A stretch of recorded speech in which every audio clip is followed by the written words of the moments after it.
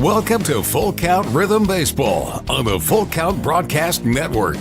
Presented by Full Count Ministries and Chick-fil-A of Rivergate. Now let's head into the ballpark for tonight's game. Good evening, ladies and gentlemen, and welcome to Paducah, Kentucky, where the Rhythm will take on the Paducah Chiefs. Game number 5 of the year, the 2025 Ohio Valley League season, and the first year back for Full Count. Paducah Chiefs never left. So we have been welcomed back by the folks that are still here, and first face I saw was Doc Heidig, the fellow who takes care of this stadium. Brooks Stadium is where the Paducah Chiefs are located, and he has been a fixture here for a long time and is a personality to go along with all his hard work, and is named Doc Heidig Field at Brooks Stadium for a reason. This is Tim Reese on the Full Count Broadcast Network. Happy to have not only Full Count Rhythm fans, I see some names that are familiar to me from my Vol State Pioneer days that are checking in on the broadcast, as there are 3 Vol State Pioneers playing for the Paducah Chiefs tonight, and Paducah does not have a video stream, so they got that inside knowledge from their sons or grandsons, nephews, whoever, and glad to have them on the broadcast tonight, as well as some longtime supporters of Full Count Rhythm and Full Count Ministries. Beautiful night here, and a little bit warm, but not quite as humid as it can get here in Paducah, Kentucky, McCracken County. Both teams come in with a 3-1 record, got there differently as Full Count won their first 3 games and then lost last night to the Madisonville Miners, who are the only undefeated team still left of the 6 in the Ohio Valley League.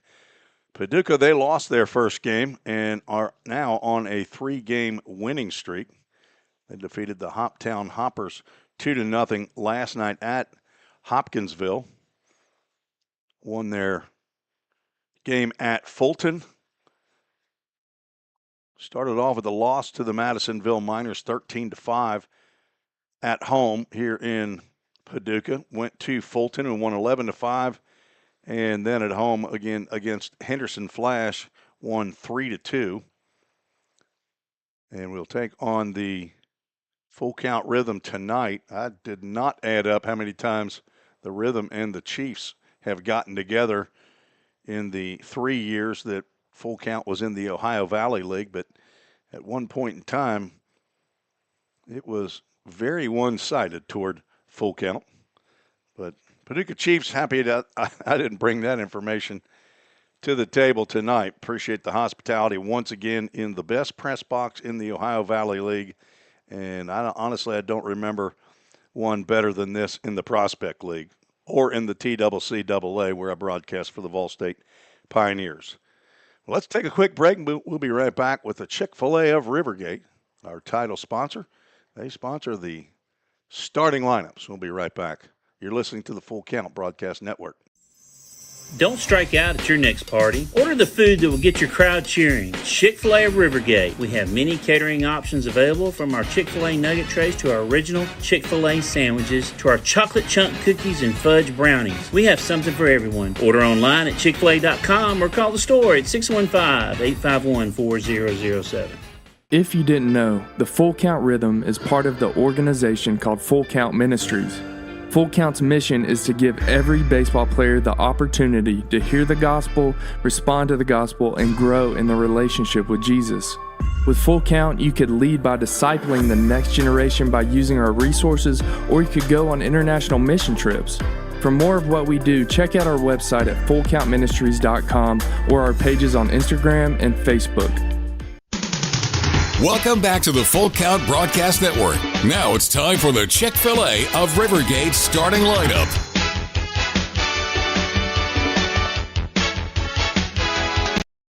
Big thanks to Todd and Linda Hunley over at Chick-fil-A of Rivergate for being the title sponsor this year for the Full Count Rhythm. Todd Hundley on the board of Full Count Ministries. And here is the starting lineup first for the visiting Full Count Rhythm. Leading off, playing center field, Lou DeLessio. Batting second, playing right field, John Paul Head. And batting third, the catcher, is Trace Simmons. Charlie Bozeman, the cleanup hitter, playing left field. Jake Merrick at third, batting fifth. Blake Carter at first base. He'll hit sixth. The DH is Nolan Sargent. He'll bat seventh. And Elijah Stockton playing second base and hitting eighth. Logan Kroc, his fifth straight start, will play shortstop and bat ninth. And on the mound for the Rhythm for his first appearance for Full Count, Hayden Choate from Lee University, 6'3", 195-pound left-hander. He's a rising redshirt freshman at Lee. They're in Cleveland, Tennessee. Attended Macaulay High School. He's a healthcare administration major. The son of Aaron and Beth Choate and the brother to Bailey. Gigi is in Chattanooga. Mia also in Chattanooga. Stays at the host home of my son and daughter-in-law, Wilson and Anna Reese, and Wilson is his mentor. Did not appear for Lee University last year. Took a redshirt year, and he will get his first action tonight in the Ohio Valley League. Head coach for the Rhythm, Josh Carman, in his fourth year at the helm as a head coach, fifth year as the general manager. He's assisted by Jimmy Gamboa, pitching coach, Carson Howard, and Jonah Smithson, hitting and bench coach. And for the Paducah Chiefs, leading off, playing second base, Noah Wagster. Batting second, playing center field, is T.K. Madera. Cameron Andy in right field, bats third. Easton Denning is the cleanup hitter, and he plays first base. Brett Haas at shortstop, batting fifth. Javin Gautier, the DH, he hits sixth. Braden Baker bats seventh. He'll play third base. Jude Farley behind the plate, and he will bat eighth. The number 9 hole hitter is Nate Lang, playing left field. And on the mound for the Chiefs, a right-hander out of Rossview High School in Clarksville, Tennessee, Drew Moorhead. 5'11", 195 pounds. He's a rising sophomore at Volunteer State Community College. General Studies major there. The son of Jeff and Leishan Moorhead. And might be listening in is Grandma Loco in Bowling Green. She listened into a lot of all-state ball games during the year. And then they have Bo, the mean puppy dog they have there in Clarksville. Don't know if they're here at the ballpark or not. Didn't see a dog try to bite my leg off, so they're probably hanging out in Clarks Vegas watching the broadcast tonight. Glad to have them along with maybe the Denning family and the Alexander family. Easton Denning, Braxton Alexander, the other two Vol State Pioneers on the squad, as the Paducah Chiefs are being announced and heading out to their defensive positions. Easton Denning right there in the middle of the field. We'll have a 2-camera setup for you tonight as folks checking in on YouTube and Facebook. Leishan Moorhead says we are here. All right. Well, I'm in the press box that's to the far right or the far left if you're looking at the press boxes. So come by and say howdy between innings. Mike Harrell listening in. I assume, I don't know where Mike is. He might be anywhere in the country. Kimberly Carter watching from Knoxville. I think that's T. Nana Ward is what I've been told. It says Tana there, but I'm going to go with T. Nana. That's a grandma, I believe, here for Landon Ward. And it is time for our national anthem, but we will not be able to carry it here as Facebook and YouTube do not like to hear the music. So we'll take a break and be right back on the Full Count Broadcast Network. Escape to a taste of the tropics with Frosted Luau, Hendersonville's favorite soft serve ice cream truck. Indulge in our creamy delights with options for everyone, including dairy-free and vegan treats. Planning a corporate event or a birthday bash? Let Frosted Luau cater to your sweet cravings. Visit frostedluau.com, follow us on Instagram at Frosted Luau, or call 615-422-6133 to book your luau today. Frosted Luau, where every cup is a vacation. Think about something for a moment. Every single business, from the smallest neighborhood bakery to the biggest multinational corporation, is someone's dream come true. The byproduct of planning and determination and hard work. If you own a business, you already know that. So you'll also understand that fire and security protection isn't just about protecting property. It's about safeguarding dreams. At Corson, that's what we've specialized in since 1946. Corson Fire and Security. Corson.com. Let's get back to Full Count Rhythm Baseball action on the Full Count Broadcast Network.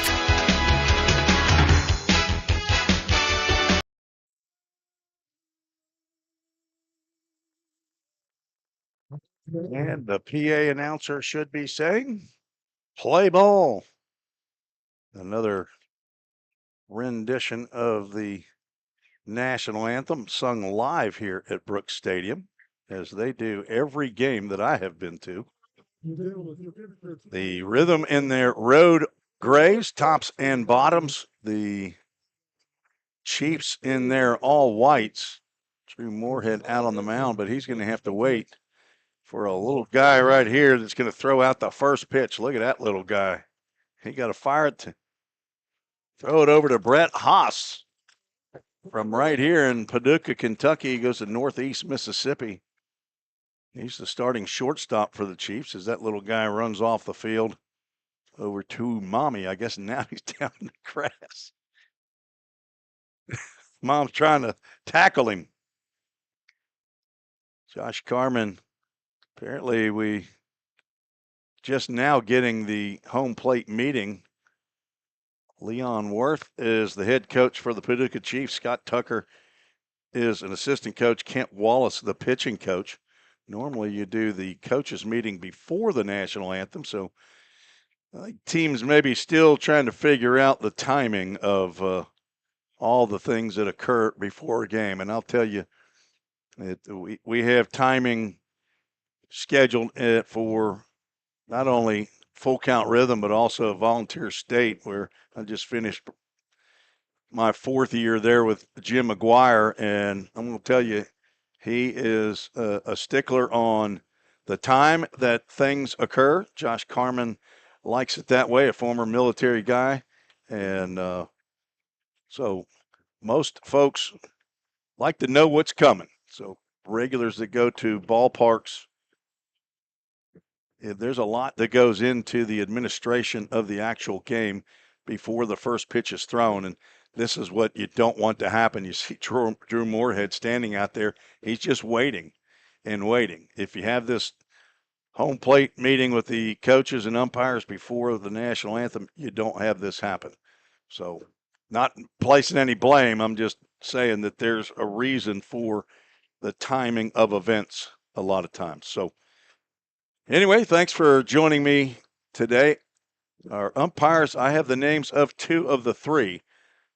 Chris Dykeman will be behind the plate. Eric Dunsford looks like he might be down the third base line. And the Fanu Manu Lanu, first name unknown, middle name unknown, and last name unknown umpire, also known as an unknown subject in law enforcement terms, should be down the first base line. He's the man standing just to the right of Josh Carman, the Rhythm head coach. Leon Worth, a former Major League Baseball scout. I met him many years ago. I'm not sure if he was with the Kansas City Royals. Might have been, I think he was at the Cardinals, probably with several different teams. And he is in at least his third year here as the head man for the Paducah Chiefs. See how long the Chiefs have been in the Ohio Valley League.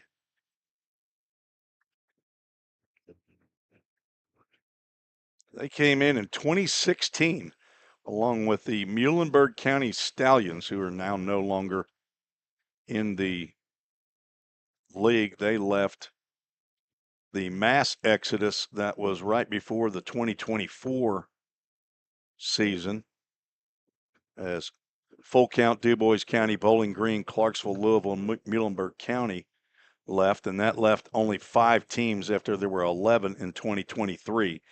But Paducah had been in this iteration of the Ohio Valley League since 2016.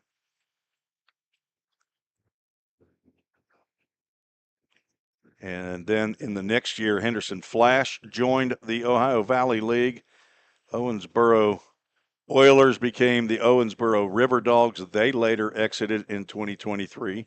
The Franklin Duelers came in 2019. Full Count Rhythm was the next team to join. That was in 2021. Then the Louisville Jockeys were in for a couple of years. And the Clarksville Whirlybirds in for 1 year. And the Franklin Duelers then moved to Bowling Green. They were in just a couple of years. Umpire meeting is over, and Drew Moorhead now getting his warm-up tosses as he throws to Jude Farley. Moorhead, I believe, started that first game against the Madisonville Miners. See if I can actually see the stats here. Says that he went 3 2/3 innings, gave up 7 hits, 6 runs. 4 of those were earned. Did not walk a batter and struck out 3. I'm going to go by memory here, but I need to print out the 2025 stats for at least these Vol State Pioneers that I know. But I know this: Drew Moorhead led the entire conference in saves. He had 7 of those. Also had a couple of starts on the mound, the freshman did, and I believe he was had a 3-0 record. So he had an up and down year for Vol State. He gets it up there in the upper 80s and can pinpoint and has a very, very good breaking pitch. If that thing is going, you might see a higher number of strikeouts. He has a pitch limit tonight, he told me before the game, about 85 pitches. So I will not be keeping up with pitches, but you can go to Game Changer and watch tonight's game. It should be scored live, as we are about underway, getting starting a little bit later. And the first pitch into Lou D'Alessio is in there for a called strike, and we are underway. Game time temperature 86 degrees, brought to you by Stitches by Cindy.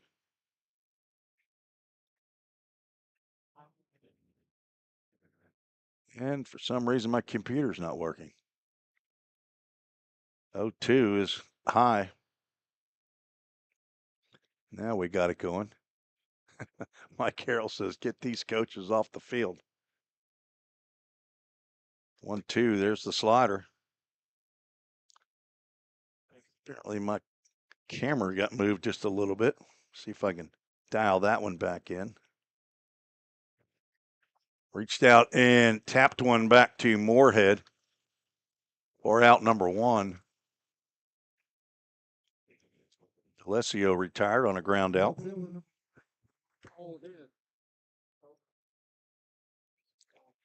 John Paul Head, leading home run hitter for the Rhythm, stands in. He has 2 bombs, hit those against the Hoptown Hoppers.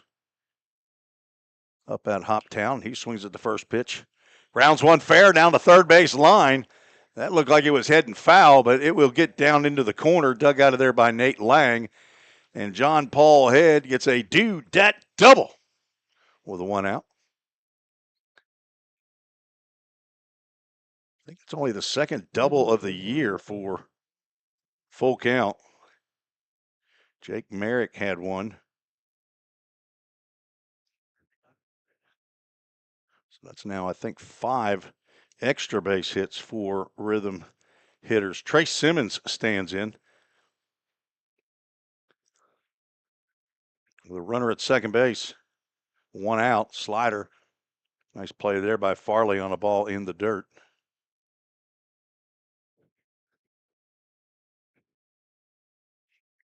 Simmons played this last year at Lincoln Memorial University.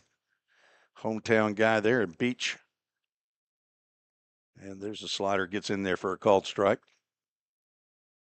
Looks like it's coming right at your chest and then pretty quickly turns back toward the strike zone. 6'1", 205-pound rising sophomore is a criminal justice major. Another check swing. Moorhead will glove and toss over to his Pioneer teammate Easton Denning for out number 2. On the play, Head moves over to third. A couple of 1-3s. Leads to the cleanup hitter, Charlie Bozeman, stepping to the plate with 2 outs and 1 on. That double down the line just barely was fair. Moorhead delivering strikes here in the top of the first. Bozeman out of Knoxville, Tennessee, the son of Michael and Emily Bozeman, brother to Andrew. Papa and Grandmommy there in Knoxville. Pop and Dee Dee in Memphis. Bozeman 1 for 6 on the season, scored a run, driven in 3. Also walked 4 times, and that pitch outside. He attends Samford University down in Birmingham. District Defensive Player of the Year in high school at Farragut. There's a breaking pitch that missed somewhere. Wow, no idea where that one missed. But Bozeman pretty happy about it.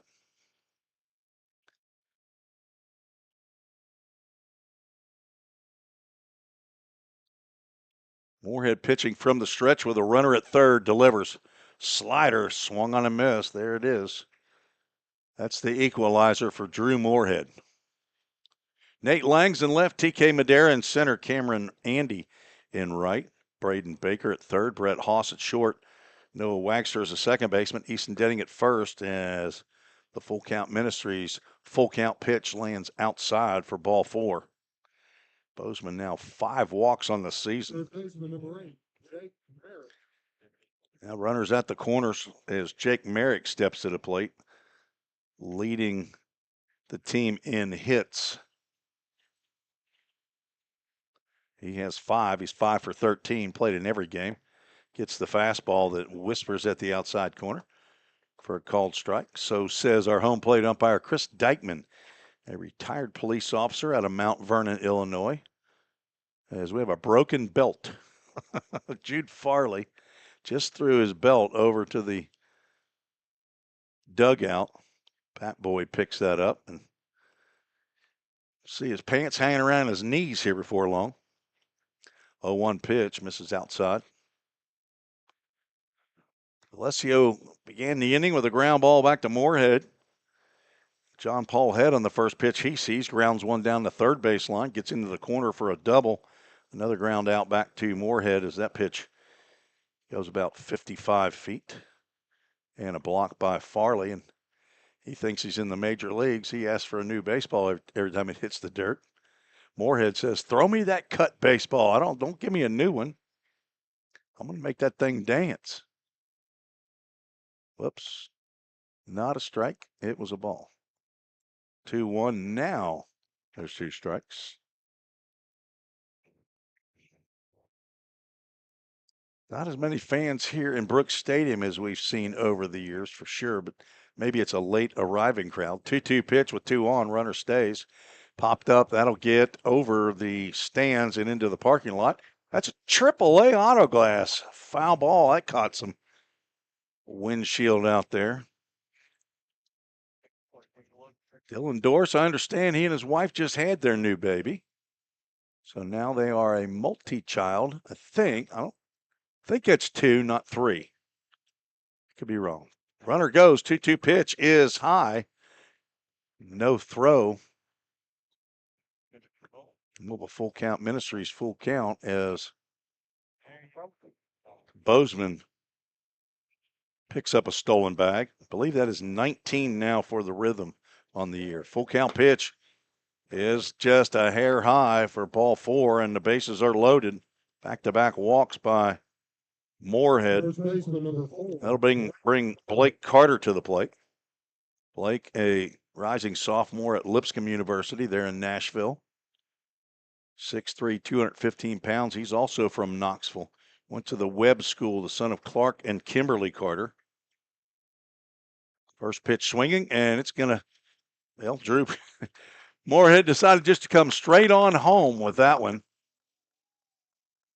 And the first pitch swinging Blake Carter grounds out and reaches on a fielder's choice. No runs, one hit in the inning, no errors, 3 runners left on base. Just getting started here in Paducah. Rhythm do not score and will take the field. We'll see what Hayden Choate looks like out there on the mound. We'll be right back after this short break. You're listening to the Full Count Broadcast Network. United Machine and Tool has been manufacturing the highest quality projects for a wide variety of industries for over 35 years. We deliver high-quality CNC machine components and fabrication projects from prototype to production. United Machine and Tool is committed to quality and excellence in the manufacturing industry. We're located in Goodlettsville, Tennessee. Check us out on the web at umttn.com for any manufacturing need. That's United Machine and Tool, a proud sponsor of the Full Count Rhythm. Hey, I've been thinking, bank fees can seem pretty cruel. Well, they did until I went to Volunteer State Bank. I found a bank with a local personalized service and free checking. Yeah, may I present to you Kasasa. Now, it's kind of like my checking account is paying me instead of the other way around. Visit one of our 11 locations or anywhere you have a phone. Real people, real solutions right here. Member FDIC Equal Housing Lender. Let's get back to Full Count Rhythm Baseball action on the Full Count Broadcast Network.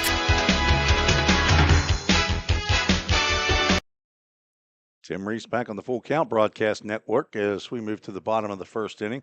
The game time temperature 86 degrees, brought to you by Stitches by Cindy. Embroidery and more. Go to www.stitchesbycindy, that's CYNDI.com. She has been a friend of the Full Count Ministry for a long time. Her and her husband, Lewis, they live at 114 Meadowview Drive in Hendersonville. That's where she operates Stitches by Cindy.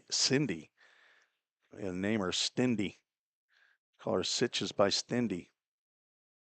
Cindy Roberts and her crew over there. Great folks to work with. And if you have just one item or you got a bunch of items you want embroidered, she'll handle it. Like Harold, he wants to just throw out some money, get new baseballs for every dirt ball, but we're going to need to get a big old broom, maybe paint that plate. That's a pretty dirty plate out there, Mike. Hayden Choate, pitching from the stretch, delivers to Noah Wagster, who squares around the bunt, and he watches the first pitch in there for a called strike. Good start for Choate. 6'3", 195-pound redshirt freshman at Lee University. Aaron and Beth Choate from Harrison, Tennessee. Just looked up where Harrison is. It's on the Chickamauga Lake, a little northeast of Chattanooga. Probably got a lake house. 1-1 pitch, fouled off, and that will get out of play. Another AAA autoglass foul ball. Good thing they're available in the state of Kentucky. Tennessee, Kentucky, Georgia, Alabama, the Carolinas, Florida, New York, Texas, and Louisiana. Wonder what's the matter with Ohio. 1-1 is popped up on the right side. That will get out of play, and it'll get out of the playing field, but get into the Rhythm bullpen. Rockwood, Tennessee showing up.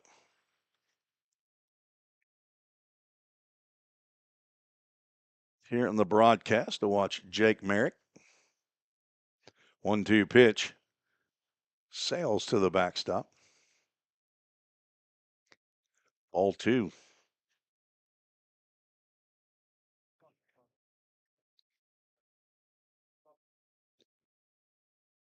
Pappy and Mimi in Rockwood. Watching and listening. near Roan State Community College. Swung on and driven out to left center field. Over is Lou DeLessio, and he's under it and makes the catch for out number 1.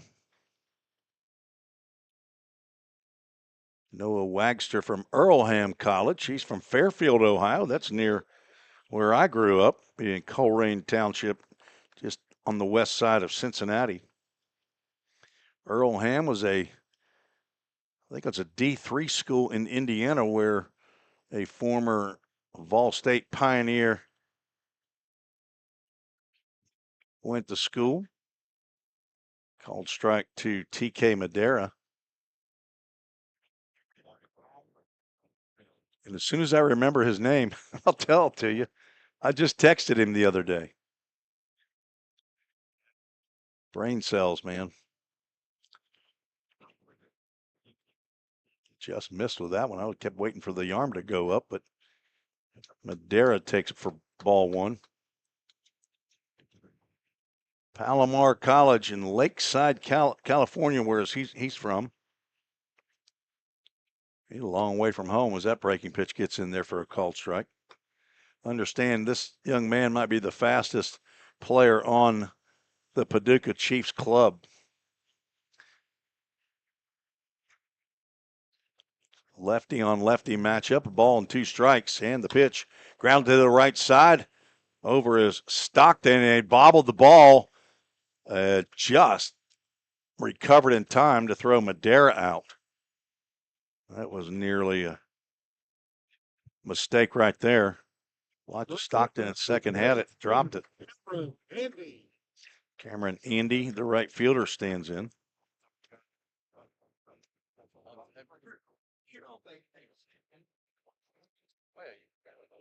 Right-handed hitting right fielder.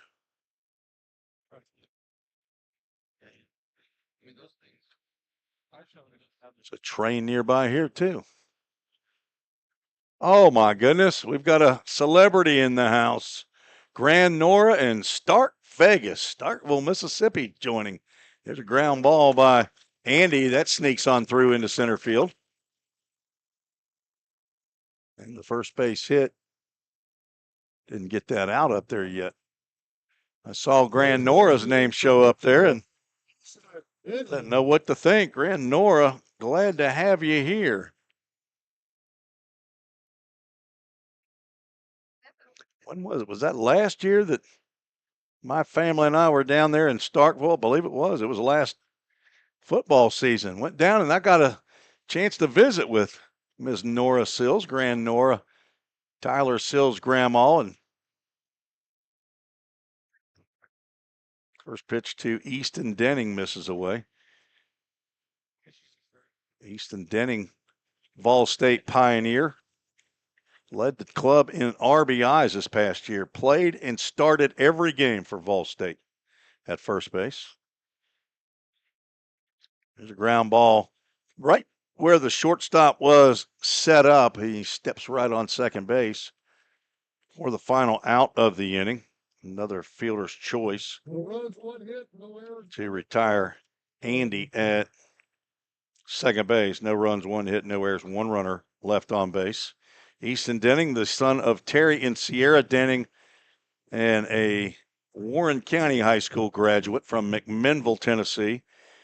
Pappy and Nani in McMinnville, and Papa and Grana also in McMinnville. Hello to Stacy and Gigi in Dunlap, Tennessee. Might be listening in right here on the Full Count Broadcast Network.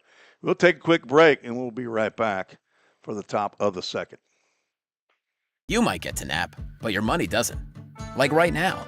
At Volunteer State Bank, it's working hard day and night, earning 4.5% APY. Playtime, drive time, anytime. You could be out with friends or on vacation, but your money, it doesn't take a break. You've worked hard for it. Now let it work hard for you. Open a free Kasasa Cash checking account today and earn 4.5 annual percentage yield if qualifications are met on balances up to $15,000. Safeware is there when response is critical, assisting in the classroom as you shape the future of America, helping you build roadways and infrastructure for tomorrow. With protective solutions, innovative technology, and leading technical services, Safeware works tirelessly to provide our nation's workforce with confidence in their safety. Before, during, and after, Safeware is there.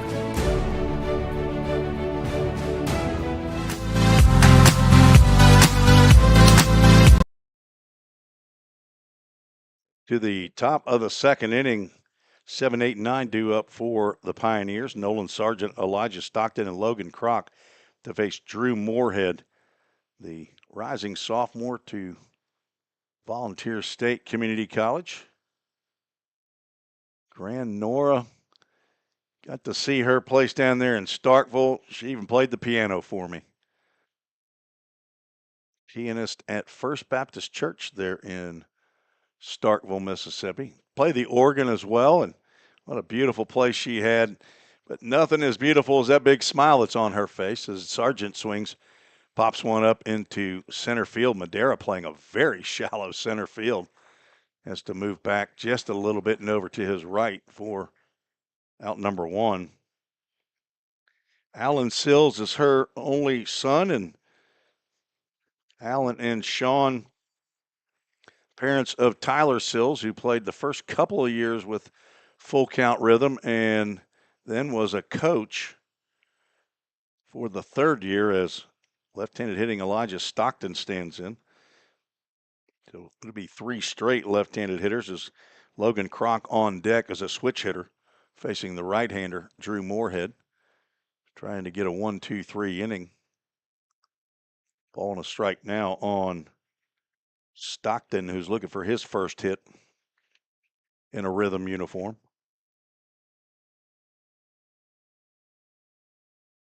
He's from Kentucky Wesleyan, so we're in his state where he goes to school, but he's from Gallatin, Tennessee, attended Friendship Christian, did Stockton. Eric and Tony are his parents. Graham, Ellie, and Evan.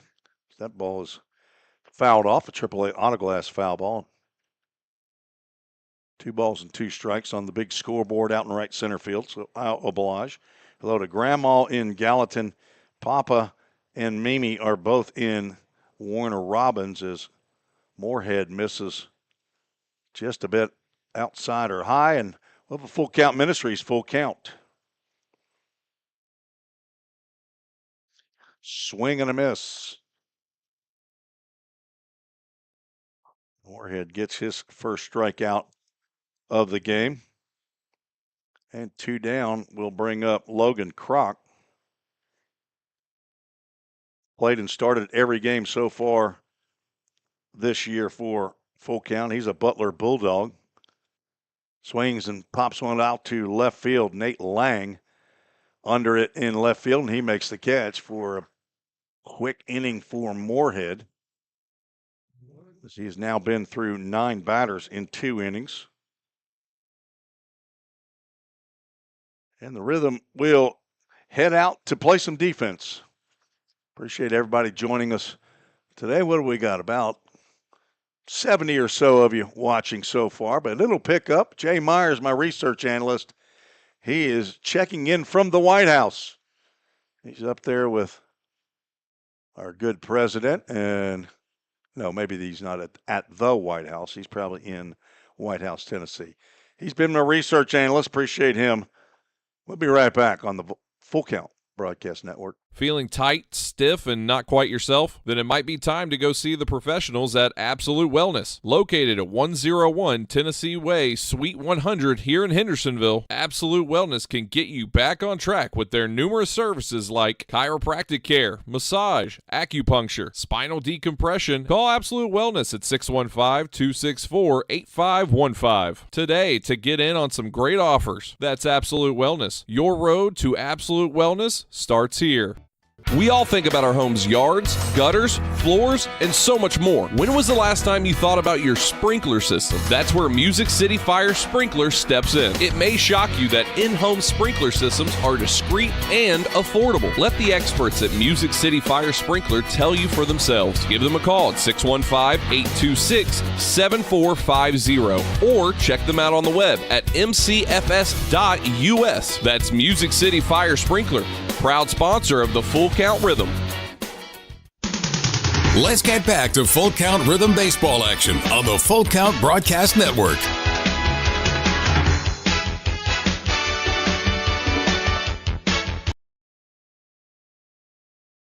Bottom of the second. Leading off for the Paducah Chiefs, Brett Haas, the shortstop, number 5 hole hitter.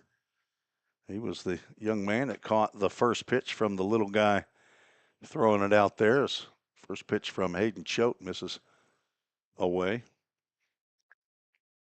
Day off tomorrow, but the Rhythm will be back at home on Friday night. Big special night for Full Count.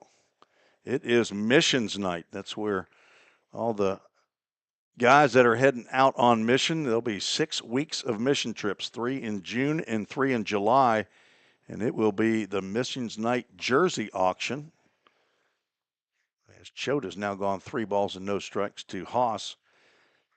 So the special uniforms that the Rhythm players will be wearing that night, they'll be auctioned off during the game. It's smoked on the 3-0 pitch right to Jake Merrick, but he has that one bounce right off of him, head out to left field. 3-0 swinging was Brett Haas. And they've got an error. They put an error on that right there. Okay. Jake, that's a tough error right there. That ball was smashed. I have not been able to get Game Changer up, though. Left-handed hitting DH. Javin Gauthier stands in. He looks at a pitch, and Trey Simmons couldn't find it. I'm not sure if that got into the dirt or not. It'll be ball 1 for sure, but if I can see that on a replay. No, it did not. I think he got crossed up. I don't know how the official score would show that, but this Gauthier takes a healthy cut there and comes up empty. It'll be a pass ball on my book, which typically means that Trey Simmons got crossed up with Hayden Choate, which doesn't normally happen with a runner at first. A lot of gnats flying around up here in the press box. I have to have the window open for a clear shot for my 2 cameras, and that's letting in all the bugs that they're pestering me. No wonder they're called pests. I don't even have the light on inside this press box. 2-1 pitch coming from Choate. Squaring around is Gauthier, and he is plunked. They checked down at third base with Eric Dunsford to see if he offered at that pitch, and they said he did not. So Gauthier will go down to first base as a hit batter. There were 9 hit batters in yesterday's game. Rhythm pitching hit 5 minors, and minor pitching hit 4. Well, Jake Merritt got hit twice, and Parker Staborski got hit twice. So actually hit 2 batters, just did it twice each. Braden Baker at the plate for the Chiefs. Looks at ball 1. So missions night. So make sure to, you can bid on the Facebook feed. So watch the game tomorrow night or Friday night to watch and bid. That ball's hit out to center field. Lou D'Alessio, runner tagging. He makes the catch, and his throw over the head of cutoff man, but Haas stays at second, and there's 1 out. Lou showing off the hose out there. I believe, let me make sure of that. I need to get a confirmation.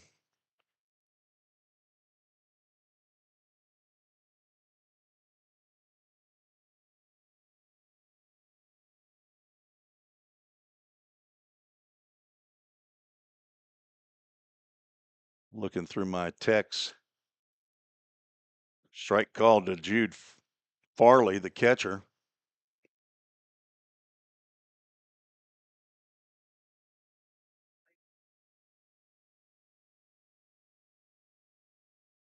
Choate looking for a ground ball here. Instead, fastball gets away from him up high.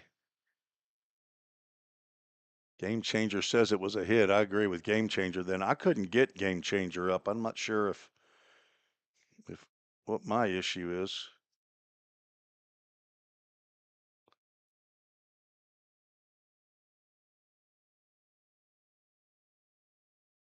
Let me get back to the ball game here. 2 balls and a strike to Jude Farley. 2 on and 1 out.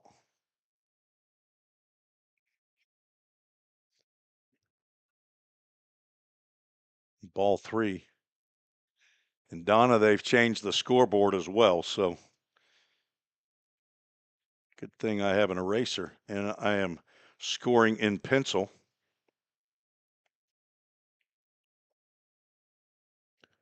Problem is I color in errors with a red pencil.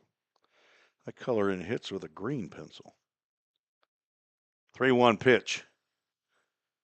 That looked like a pretty good pitch, and Jude Farley, number 48, is going to have to retrieve that bat, come back and face a full count Ministries full count.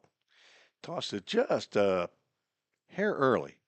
Brett Haas on the 3-0 pitch hit that screaming Mimi down to Jake Merrick. It bounced right off of him into left field for a base hit. Gautier was hit by a pitch, fly out to center, and now full count Ministries full count. Now Farley can toss the bat, and the bases are loaded. First walk of the ball game by Choate, and Trey Simmons will go have a chat with young Hayden Choate from Chattanooga.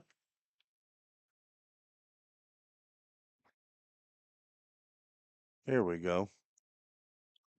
Lou D'Alessio did text me and tell me that he is in the transfer portal. So the center fielder out there is going to move on from UAB. Several guys. Let's see. Trey Simmons has indicated, he's the catcher at LMU, that he is leaving LMU and looking for another opportunity as well. And it seemed like there was somebody else that texted me to let me know that.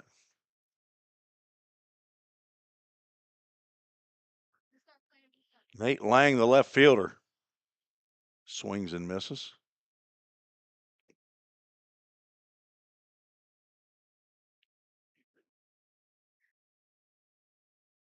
Oh, I know who it was. It was Jonathan Stewart, who not only is he in the transfer portal, he's already signed. He's heading to where I'll broadcast this fall, and next spring, the Ball State Pioneers. Simmons with a nice stop there. Keep the runner at third with 1 out. Corners are in. The middle infield at double play depth, trying to keep this a scoreless game here in the bottom of the second inning.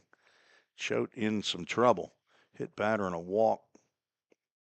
And a fastball's up. He's dialing it in up there, but missing the zone right now.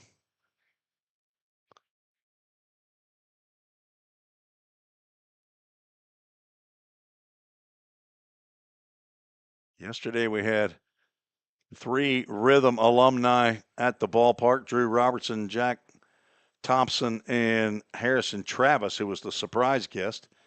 Time is called as we have a pitch clock violation, which will make the count, I think, go to 3-1. There we go. So that isn't a ball on Nate Lang, the left fielder. Not what Hayden Choate needs right now when he's having trouble finding the plate. 3-1 pitch is in the dirt, and that will score another run, or score a run. On the walk, the second walk brings Haas to the plate and step on it meaningfully.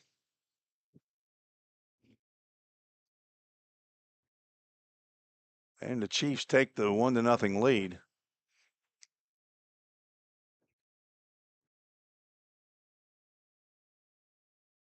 And now to the top of the lineup, Noah Wagster, who flew out to D'Alessio in center, his first plate appearance. And he swings again, and that's out in the gap. D'Alessio dives and is not going to get to that one. It's going to roll all the way to the wall. Wagster's going to round second. He's heading to third. This is going to clear the bags. That is a 3-run triple. And the Paducah Chiefs lead 4-0.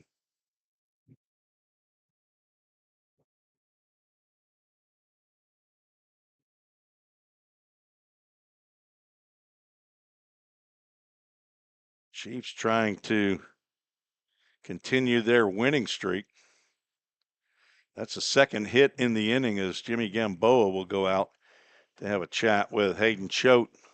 Try to settle him down a little bit, but Haas scored on the bases loaded walk to Nate Lang, and then Noah Wagster delivers an extra base hit out to left center field that clears the 3 that were on the base at the time.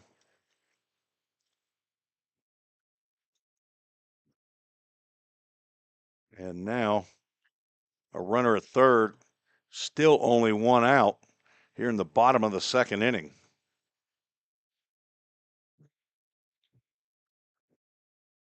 D'Alessio, not sure that he really had a chance to get it either way, even if he had taken a route back farther. I think that was going to split the gap anyway. It was hit fairly well. I wouldn't say it was hit as hard as that ground ball that drove right on through Jake Merrick, but it was struck pretty well. TK Madera at the plate looks at a called strike on the outside corner.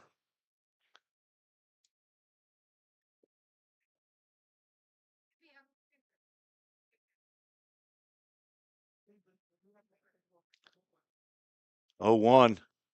Tapper to the right side. It's fair ball, and Blake Carter, the first baseman, gloves it and tags Madera out on his chest. It was right on that fair line. But the high hop, easy play for Carter. And Wagster has to stay at third base. Brings Cameron Andy to the plate. Spells Cameron a little different. Not that he did, his parents did. Camran. He swings and drives one out to right field. And getting a late start on it is John Paul Head, but he finally able to right himself and get his legs underneath him and make the catch for the final out. But not before the Chiefs score 4 runs on 2 hits, no errors, and 1 runner was left on base. We are through 2. Paducah Chiefs lead 4-0. Again, just to finish up, I'll talk about it again later on. The Missions jerseys you can bid on the Facebook page. So parents, if you're interested in buying the jersey for that your son wears, then I can't remember now. I don't think Brooks texted that to me as to, I think there might be a minimum bid, maybe a $50 on there, but you can tune in on the Facebook and we'll provide information and you can ask questions on that Facebook feed. Okay, what's the bid for uniform number 7? Okay, well, don't know that we don't have a 7. Otherwise, you'd be paying some big money because I'd be after that one. But Zach Williams, you're not going to be able to get number 7. They just went ahead and saved that one for me for the side anyway. But you'll be able to bid on that. And, you know, there's been a time where we've had the broadcaster up here that's bid on one of the uniforms and got into a bidding war with Mama. That was Hayden Miller's mom, that Hayden was wearing number 7. And who was it? I think that might have been Pat Elliott that got on the Facebook post and said, "You do know that's his mom, don't you?" Because they had 2 different last names. And I said, "I don't care. I want the number. I want the jersey." I was just kidding. Todd Neal, he's already got a $75 bid on number 7. Well, it didn't cost me anything, so yeah, you're going to have to raise the price on that. Hey, we're playing some baseball. In with the multicolored bat, Lou D'Alessio. Lou grounded out back to Drew Moorhead, the pitcher. His first plate appearance. He's the leadoff batter. Swings and grounds this one to short. Haas gloves and throws over to first for out number one. Going to have to get the story on the bat that Lou's swinging. Pink at the top barrel, light blue actually down on the barrel, and not sure if that's the only colors that are there. The other one mixes in with the actual color of a light colored bat. Moorhead gets the first out here in the third, delivers the next pitch in the dirt.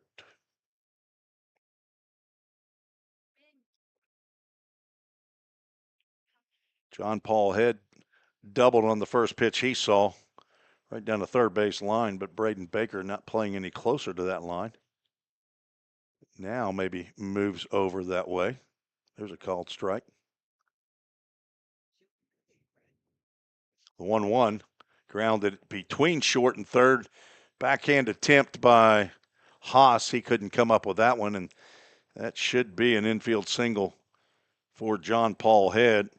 Now taking the lead in hits by a rhythm player. He now has 6 on the season.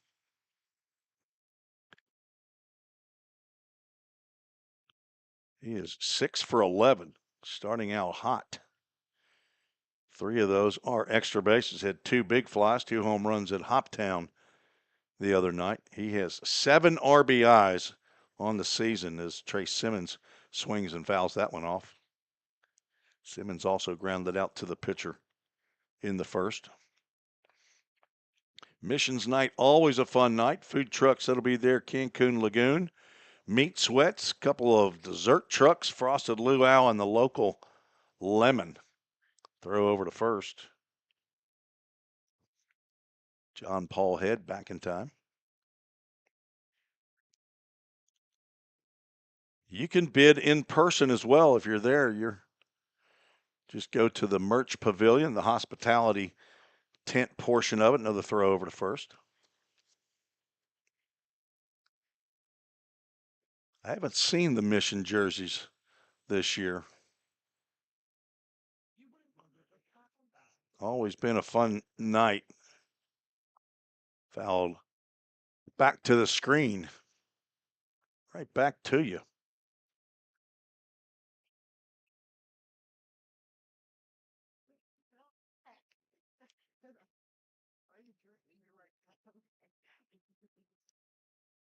Red worried about John Paul Head. Denning with a couple of taps. So I can get on the game changer for the Henderson Flash game. They're leading the Madisonville Miners 5-0 already. Fastball misses outside.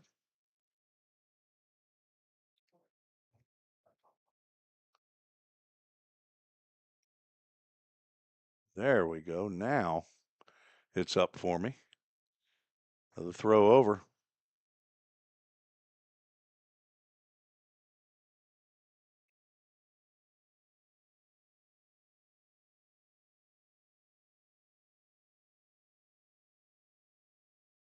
Nice slider there. Just missed. Talking to the home plate umpire, Chris Dykeman, before the game. That's when I found out he was a retired law enforcement officer. So we had to talk little retired LEOs to LEO, and that one's tapped foul. Told me he was in Illinois, and somehow or another got to talking about coaches and various coaches. And I told him my broadcast at Vol State. He said, "Is that where Jim McGuire is?" I said, "It is." And he said, "I've known Jim McGuire for a long time," and ended up taking a picture with me and the home plate umpire. Sent that to Coach McGuire, and he said, "That's one of the good guys right there."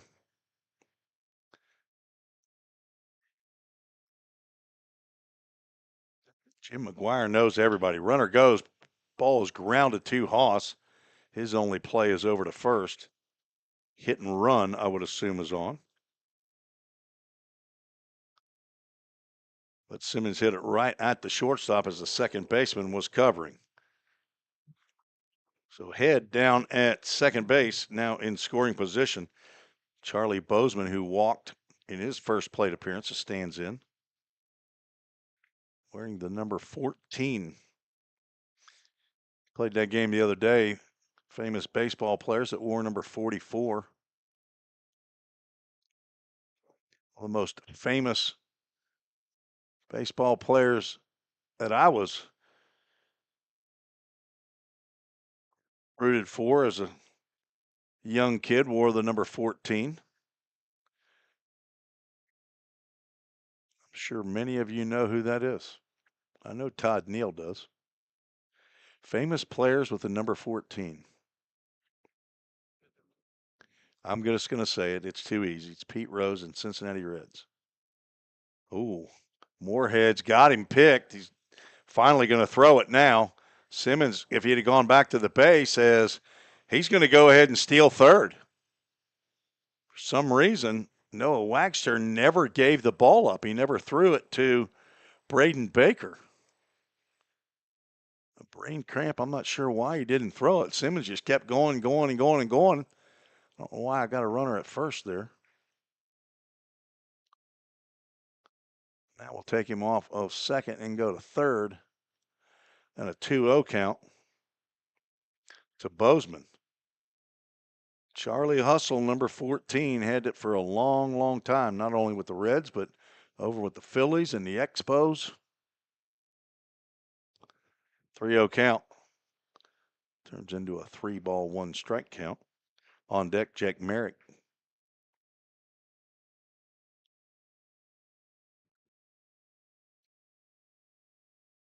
Cracked out to center field. Madera's going back, and he makes a running catch toward the wall to retire Bozeman and the Rhythm in the third.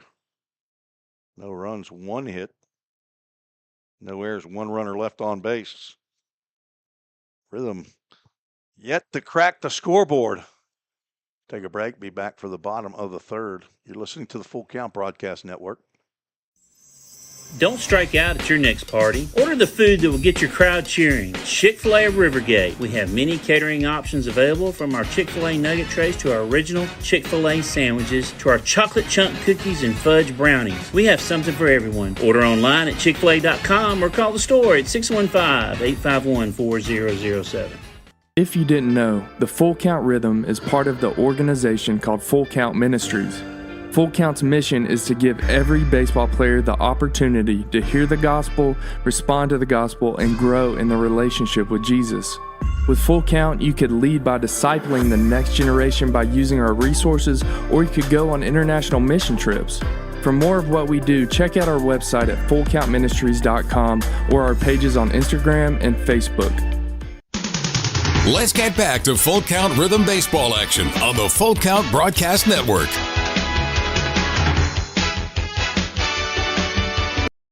Let's shall. Back to Full Count Rhythm Baseball. Todd Neal, also a fan of number 5, Johnny Bench for the Cincinnati Reds. Probably could go through a starting 9 in the mid-70s. Yeah, maybe I can't. I don't know that I could do that. Big bopper from Birmingham, though. That was back in the Big Red Machine days. Late 60s. Lee May from Birmingham, Alabama. I think he wore number 23. Easton Denning, he's wearing number 44. Wears actually number 14 for the Vol State Pioneers. He and Braxton Alexander, another Vol State player who's here with the Chiefs, they swapped uniforms, 36 and 44. The original or online roster says that Easton Denning's wearing 36, but as you can see, he's not. Ground ball down to first base line. It's fair, and a nice one-handed grab by Blake Carter takes an extra base hit away from Denning. He's now 0 for 2. Ball hit pretty hard. Carter playing on the line, able to snag that one. Choate with a good start here to the bottom of the third. Brad Haas stands in. He got the party started in the 4-run second. Looks at the first pitch in there for a called strike. Get that single off of Jake Merrick at third base.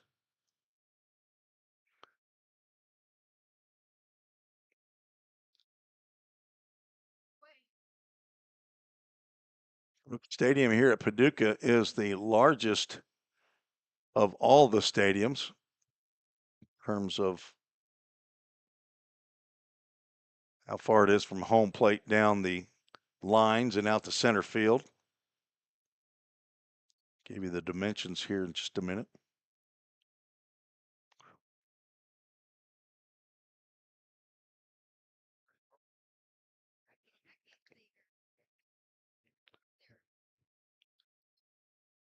One ball, two strike pitch. This is outside.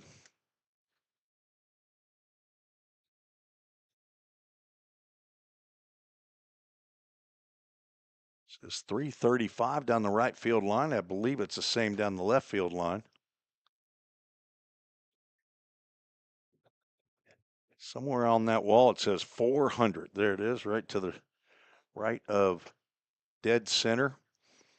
And Google Earth tells me that it's 370 in the left center field alley and 380 in the right center field alley as that pitch is fouled back on the Full Count Ministries full count.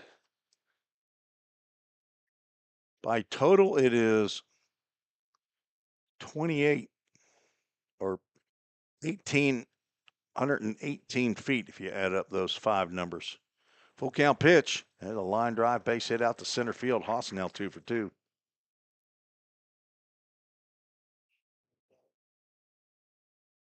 One out base runner for the Chiefs. Brings up Javin Gautier as I walked up and the Chiefs were taking some batting practice. Actually went out down just past first base in foul territory and was talking to Drew Moorhead and Braxton Alexander, and Easton Denning was talking to one of the rhythm players. This guy right here smoked one right down that scattered me and Moorhead and Alexander.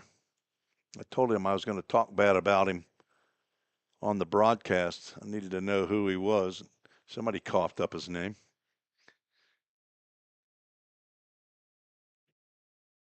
He got hit by a pitch, so maybe he thinks I told Hayden Choate, hey, go ahead and hit that dude. I did not. Todd Neal, I don't think the Cincinnati Reds were your big team growing up. I'm thinking you're a big Braves fan. Throw over as Choate almost looked like the pitcher the other night. Leggett for Hoptown, who was basically stepping toward home plate, still throwing the ball to first base. He did that about 6 times and thought it was a balk every single time. Never got called, but he finally threw one down the right field line that helped the Rhythm to win that game 8-6. So I wasn't too upset. Well, they got 2-1 on the scoreboard. Joe Morgan was number 8. Now 3-1 count. Ken Griffey Jr. I think he was a couple different numbers. Or Ken Griffey, he was number 30, the dad. Junior was 3, and then I think he wore 30. Concepcion 13, ball 4, and Gautier's got a couple free passes. Second time he's reached. The third walk by Hayden Choate. Braden Baker stands in. 2 on and 1 out. Right-hander getting loose in the Rhythm bullpen.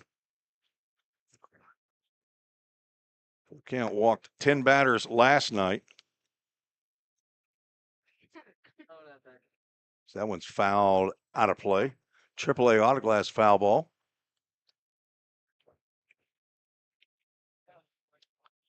Walked 8 batters against Hoptown.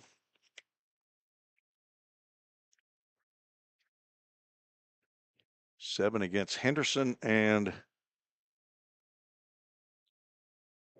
11 against Fulton. Too many for sure. And Hayden Choate now with 3.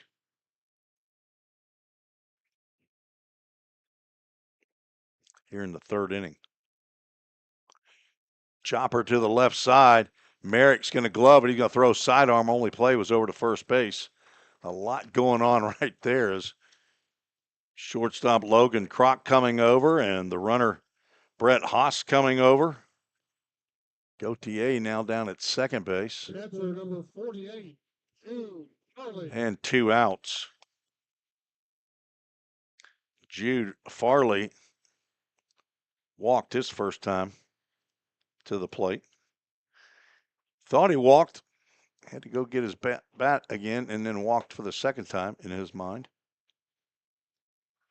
First one to Farley is high.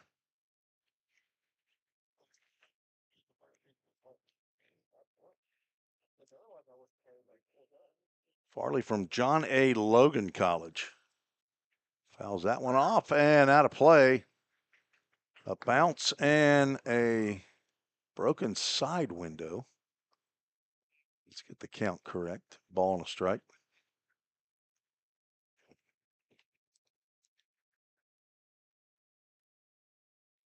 He's from right here in Paducah, Kentucky.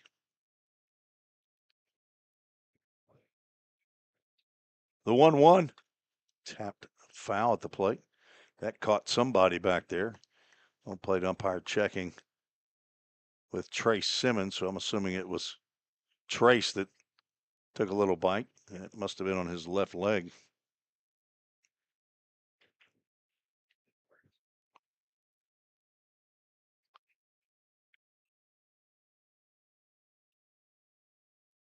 One-two pitch coming from the lefty Hayden Choate. High and away. Easton Denning started the inning with a ground out to first base. Brett Haas a single to center. Walk to Gautier and a ground out to Merrick by Braden Baker. Has us with runners at second and third with 2 outs. A 2-ball, 2-strike, 2-out situation. It turns now into a full count Ministries full count.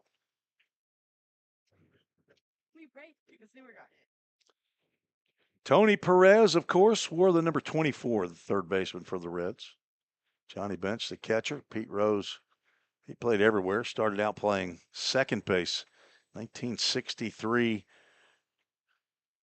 National League Rookie of the Year. Fly ball out to shallow center field. D'Alessio coming on hard. Loses his lid, but makes the catch for out number 3 to retire the Chiefs scoreless in the 3rd. Nice play there by Lou to get a good jump. Come in and make the grab. No runs, 1 hit, no errors, 2 runners left on base. We are a third of the way through this contest, scheduled for 9, as the Paducah Chiefs shutting out the Rhythm 4-0. We'll be right back on the Full Count Broadcast Network. If you didn't know, the Full Count Rhythm is part of the organization called Full Count Ministries.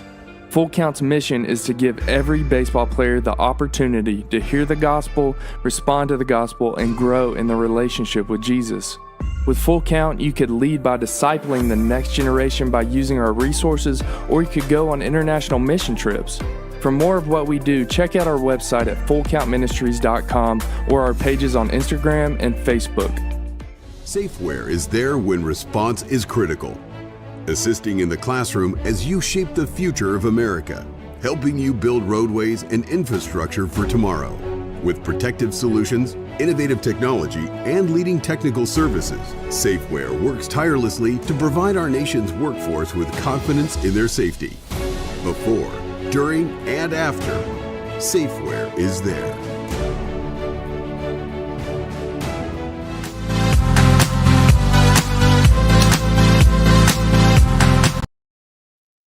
Welcome back to Paducah, Kentucky. 5th game of the year for both teams. First year back for the Full Count Rhythm. Champions in 2022 and 23.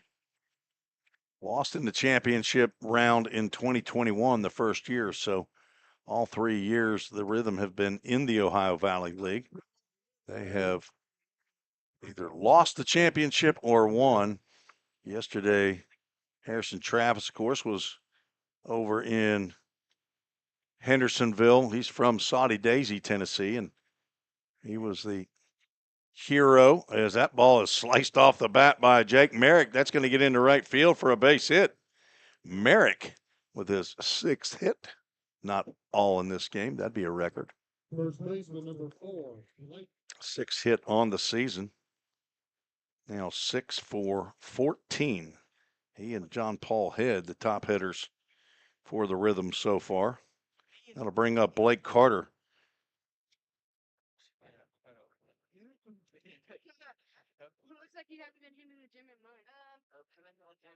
Breaking pitch in there by Drew Moorhead for a called strike.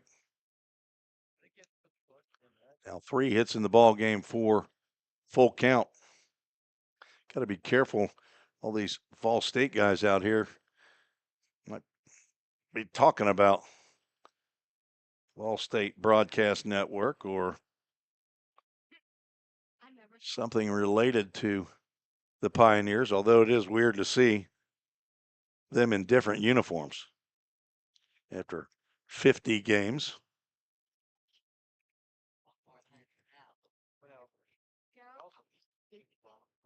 Carter grounded into a fielder's choice to end the first. He's got 3 hits on the season. Got an RBI. He's also walked a couple of times. Pitch in the dirt. Thought about going was Merrick, but Farley, who now wants another baseball, of course. He's getting ready for the pros. That's what's happening. I don't think they actually do that in minor league baseball, though. I think they're still on a tight budget. Got the crowd mic going. You can hear some individual conversations going on. Trying not to have that happen, but not a whole lot I can do about it. 2-1 pitch. Runner stays put. Swing and a miss by Carter on a pitch in the dirt in front of the plate. And yet again, another baseball.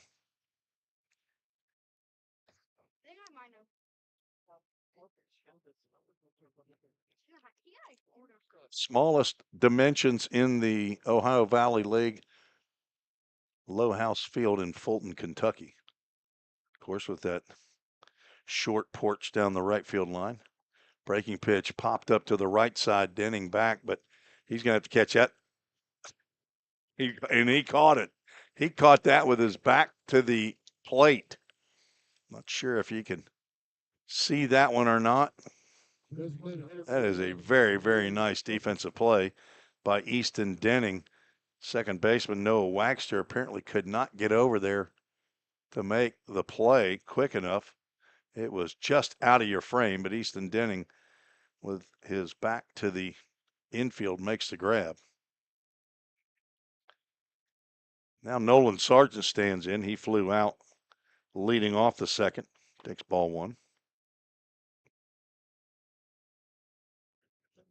1 out, 1 on. Jake Merrick with the leadoff single in the 4th. Rhythm looking to get off the schneid. Popped up. That should get into the seats, and that will be a souvenir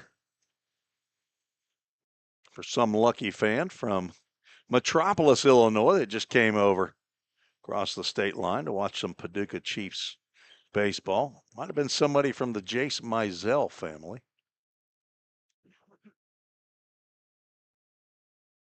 Mizells actually do live in Metropolis, and it's pretty close by.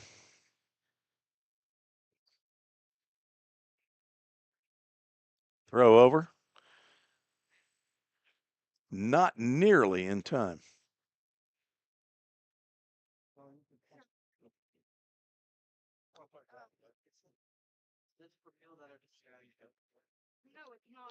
Runner goes, pitches down low for ball 1, or ball. Throw down to second. Don't think it was handled.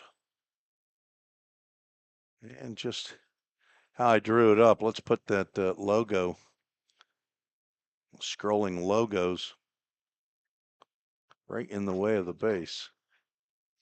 Sorry. Stolen base for Merrick. Not his first. 2-1 pitch.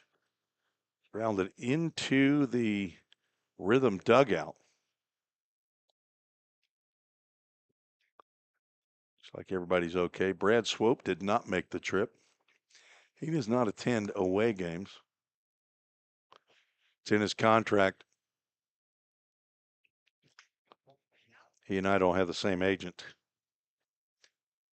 Sargent looks at a 2-2 pitch, checks his swing. They want to check down at third base. Mr. Dunsford says no, he did not go. Full Count Ministries, full count to Nolan Sargent from Belmont University. Everybody knows where that's at. That's in Nashville, Tennessee. Head coach Dave Jarvis. Sargent from Chattanooga. Got a bunch of Chattanooga folks on this team. Scott and Leah Sargent, his parents. Tucker is his brother. And the time was the pitch clock got Drew Moorhead on that one. So the pitch he delivered was a non-pitch. We're going to put it in the books as a walk. The third walk of the game by Moorhead.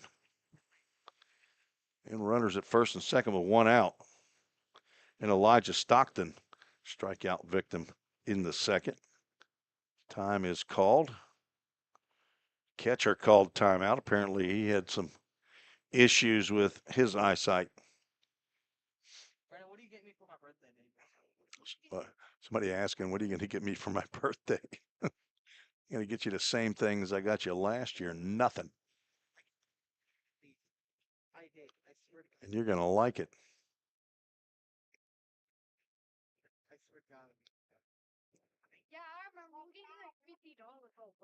Stockton with a hard shot up the middle, but it's gloved by Waxter, and Haas drops the ball, but they're going to say as he was pulling it out of his glove to throw to first, hot shot, but Waxter playing right up the middle, able to toss to Haas for the out at second. Whoops. We'll stop that real quick. Now 2 outs and runners at the corners. And Logan Kroc stands in. He looks at the first pitch on the outside corner for a called strike.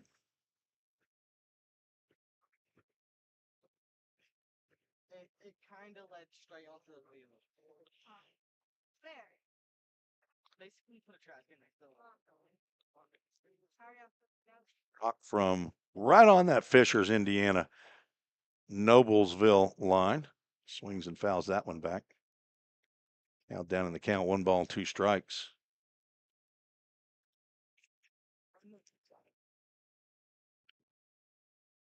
Son of Rich and Dawn, Maddie and Hadley, his sisters, Grandma D in Marion County. That ball is out to left center field, and on to make the catch is Nate Lang.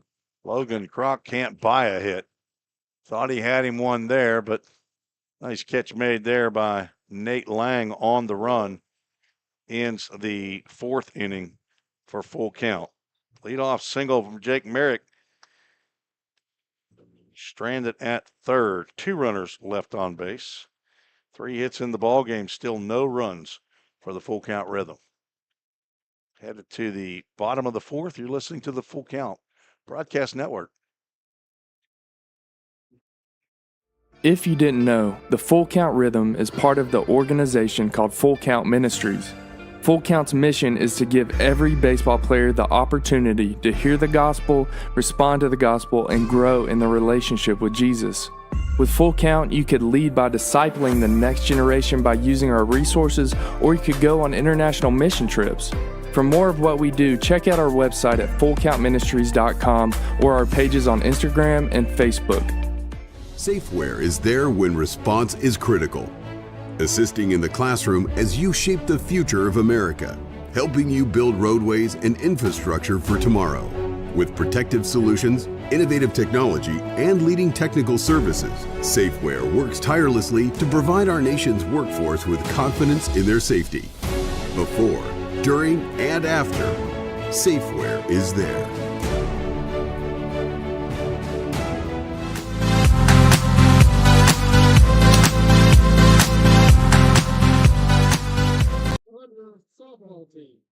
Hendersonville Firefighters Association call to the bullpen for the Rhythm. Hayden Choate's night is over as Dawson Sweeney will take over here in the bottom of the fourth. Right-hander out of Trevecca, 6'1", 200-pound rising sophomore from Hermitage, Tennessee. Went to Nolensville High School. He's a marketing major at TNU. Bobby and Shanna Sweeney are his parents.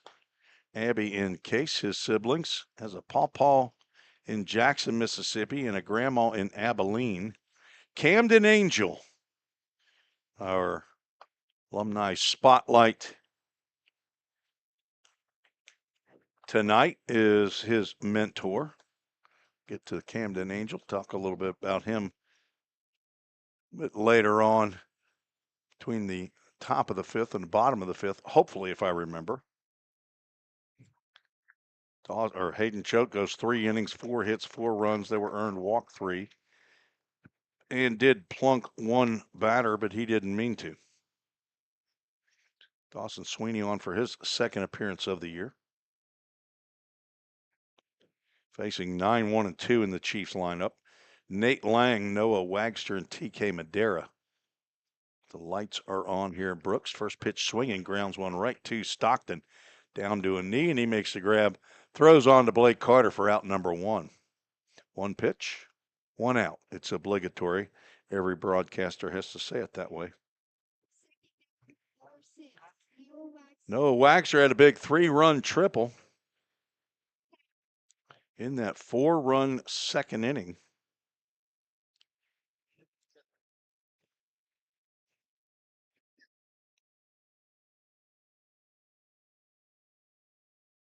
Dawson Sweeney delivers off-speed pitch that misses somewhere.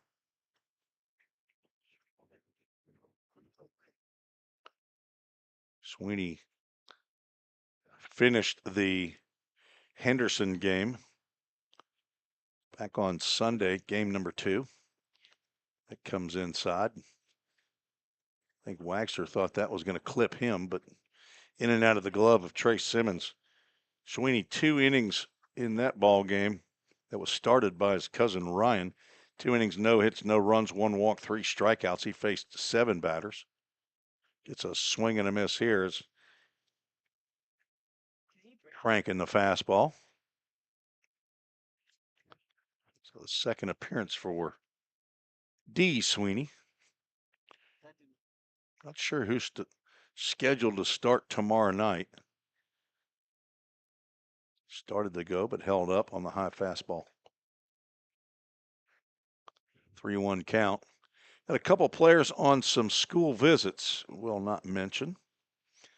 Not sure if they have not been authorized to indicate that they are in the portal. Swing and a miss. And we'll go to a full count. Ministries full count. High fastball.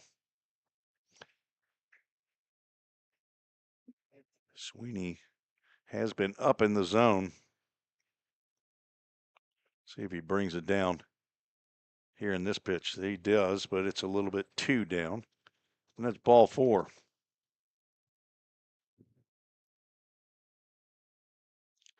Paducah has not struck out yet tonight. TK Madera, a couple of ground outs, steps into the plate.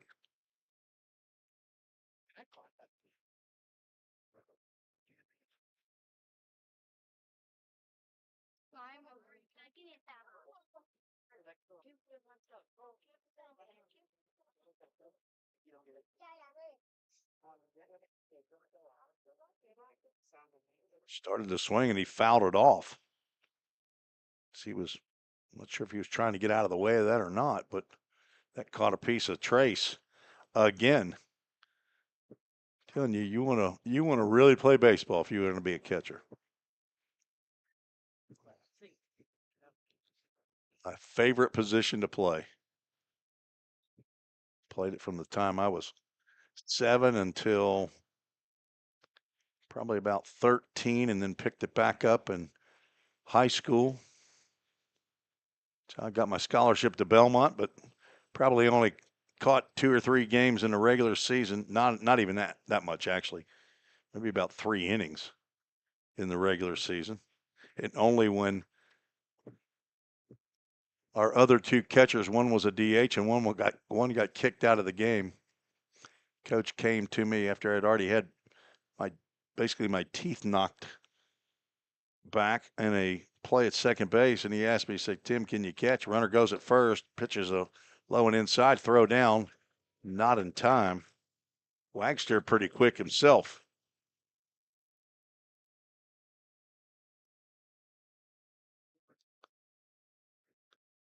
2-1 count now with a runner at second.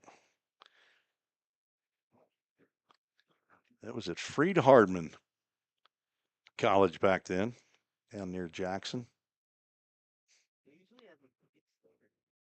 Said, "Coach, don't let him foul the ball off my mask." Went to the dentist the next day, and he pulled my teeth straight. I never caught again. Playing shortstop that time, those last 2 years. 3-1.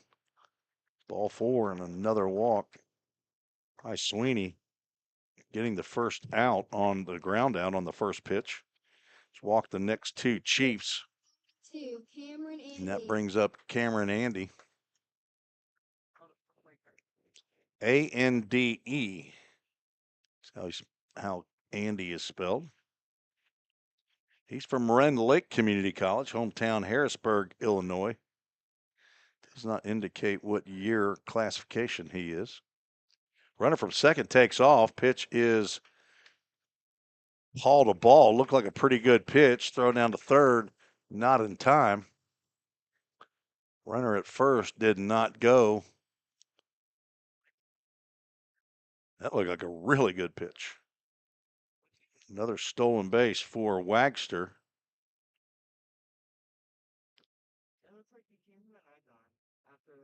Runner's at the corners. Now he takes off and ground ball to short. That's going to score a run. Logan Crock stays down, throws a strike to Blake Carter. And another run in for the Chiefs as Andy grounds out. But gets an RBI for his efforts.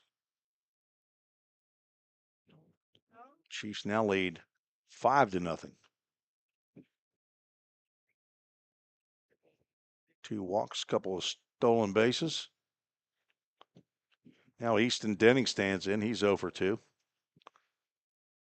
Hit a home run out of here in the first game they played, and he takes a huge cut there. Apparently fouled it. Nearly came out of his helmet there.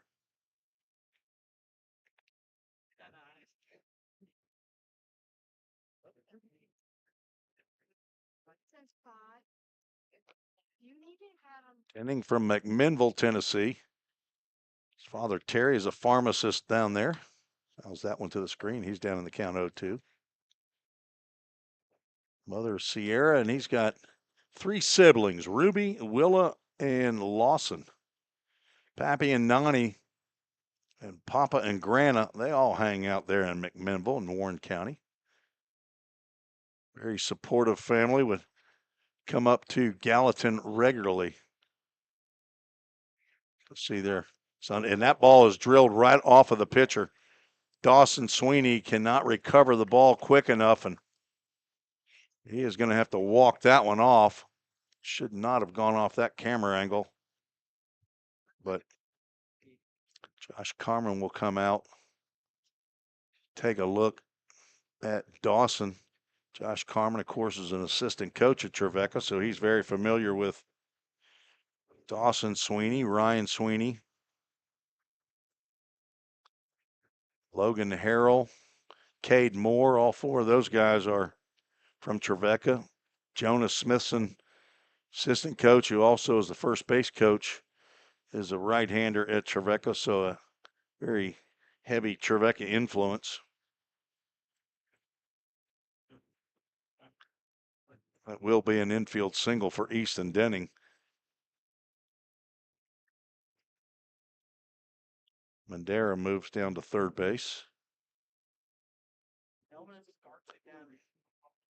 That ball got off the bat in a hurry.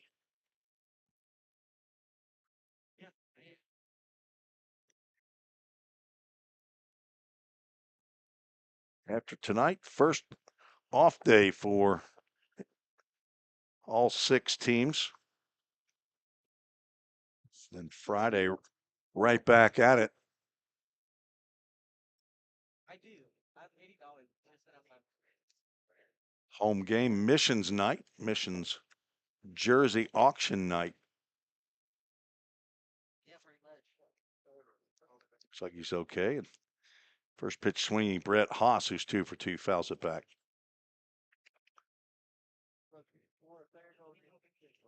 Come to the game at DC3 at Drakes Creek Park in Hendersonville as the umpire retrieved that ball himself. That's supposed to allow that to happen. Come to the ballpark, make sure you get one of these nice programs printed up by Dudak Communications. Pictures of all the players, and did not clear the 0-2 count off for Easton Denning. Shows you all the sponsors and tells you a little bit about Full Count Ministry, the umbrella association over the Full Count Rhythm baseball team. Another pitch in the dirt, blocked nicely by Trace Simmons.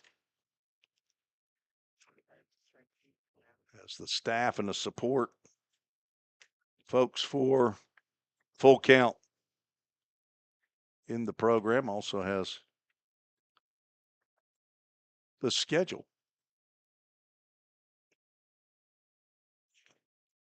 And the full roster.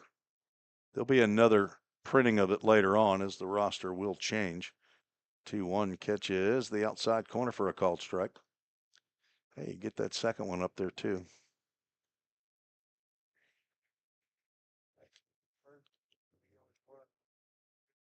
Two balls, 2 strikes, 2 outs, 2 on. 1 run already in here in the bottom of the 4th. Throw over. And it gets by Carter, and that's going to score a run.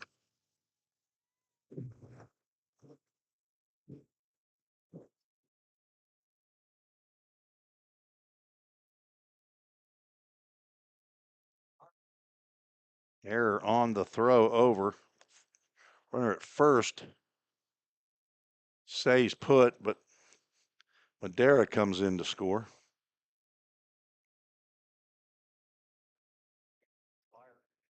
Swing and a miss. And a Safeware strikeout ends the inning. Not before the Chiefs score 2. One of those unearned, that very last one unearned. There is the first strikeout of the ball game. They score 2 runs on only 1 hit, 1 error, and 1 runner was left on base. We are through 4 innings, 5-0. The Paducah Chiefs lead. Escape to a taste of the tropics with Frosted Luau, Hendersonville's favorite soft serve ice cream truck. Indulge in our creamy delights with options for everyone, including dairy-free and vegan treats. Planning a corporate event or a birthday bash? Let Frosted Luau cater to your sweet cravings. Visit frostedluau.com, follow us on Instagram at Frosted Luau, or call 615-422-6133 to book your luau today. Frosted Luau, where every cup is a vacation.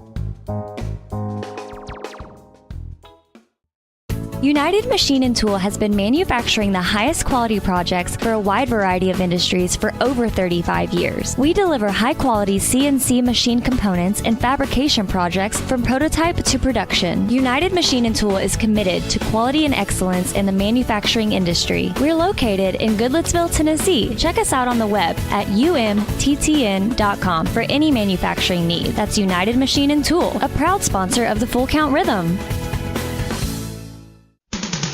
Let's get back to Full Count Rhythm baseball action on the Full Count Broadcast Network.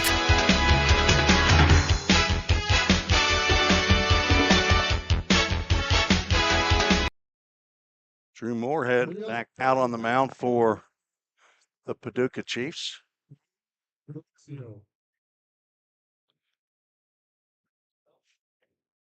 He enjoys a 6-run lead. First pitch, swinging Lou D'Alessio fouls it back. A AAA autoglass foul ball. Lou 0 for 2, a couple of ground outs.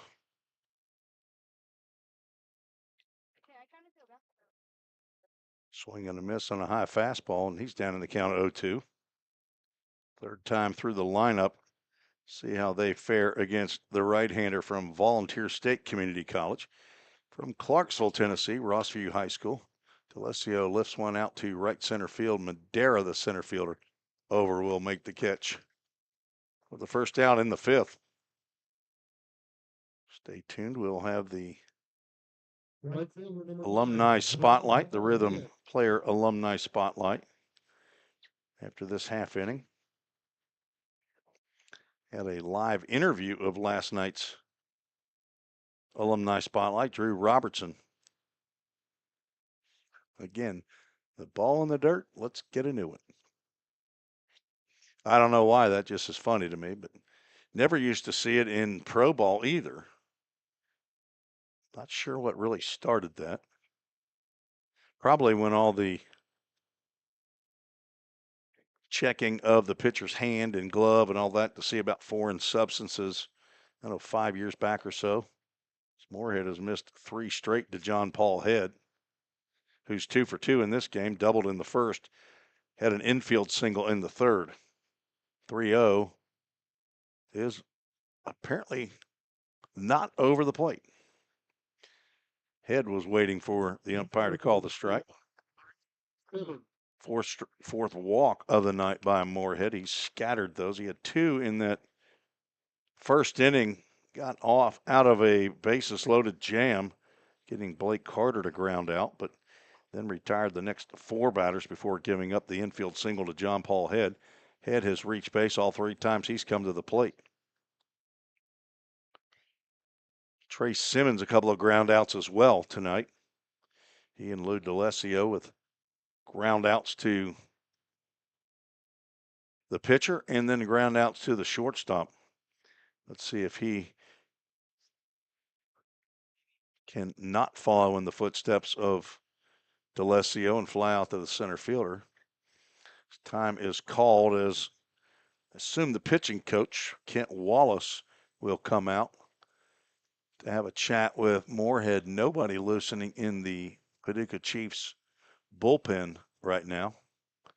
Moorhead is at 74 pitches or thereabouts, according to Game Changer.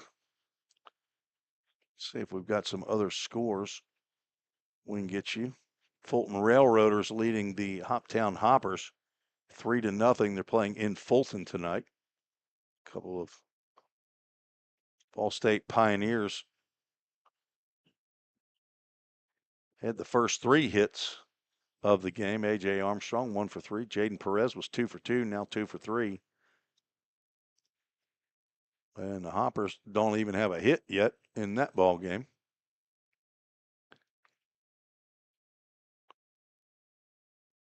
Slugfest going on in Madisonville now. 8-7, the Henderson Flash. Another throw over to first. Moorhead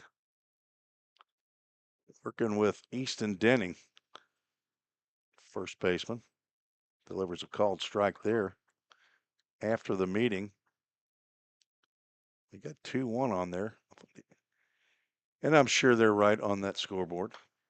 Popped up and over our head here in the press box, and the count moves to 2 balls and 2 strikes on that AAA Autoglass foul ball. I don't know that they give away squishy balls. 5-year-old grandson, that's what he loves to do over at Drakes Creek Park on home games for Rhythm. He wants to go get a foul ball and go get a squishy ball. Swing and a miss. Trey Simmons down on strikes. Moorhead picks up his second strikeout of the ball game. And now it's Charlie Bozeman time with a runner at first. Charlie Bozeman. Full count.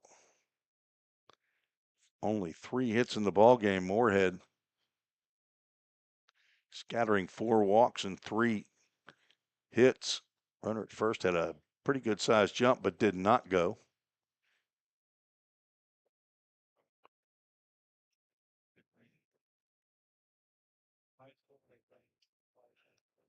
The throw over as he and Denning play catch. Henderson was up 6-0 in that game. Madisonville scored 7 runs in the bottom of the fourth to take the 7-6 lead, but Henderson hitting in the top of the fifth. They have scored 2 more to take the lead, 8-7. There's your out-of-town scoreboard. Runner goes. Pitch is a strike. Throw down to second is late. John Paul Head picks up a stolen base.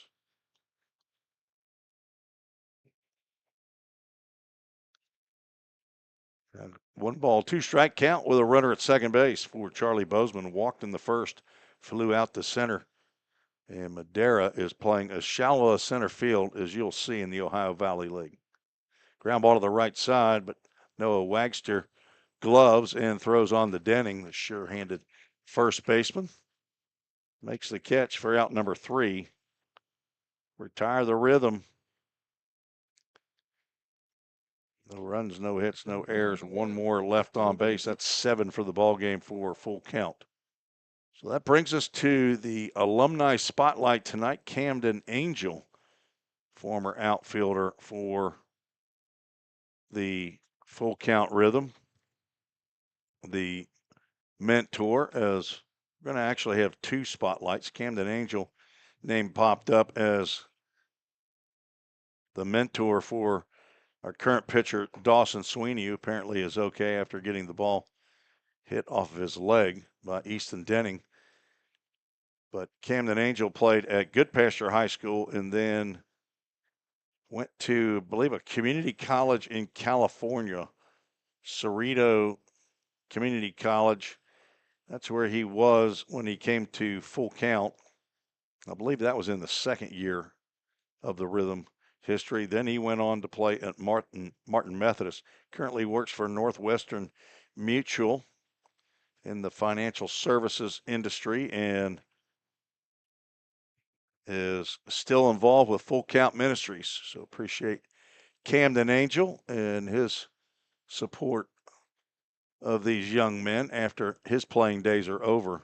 Also want to give a big shout out to our very first coach who coached the first rhythm baseball game 4 years ago today. That's Kenny Thomas, KT. He was the coach in the inaugural season in 2021.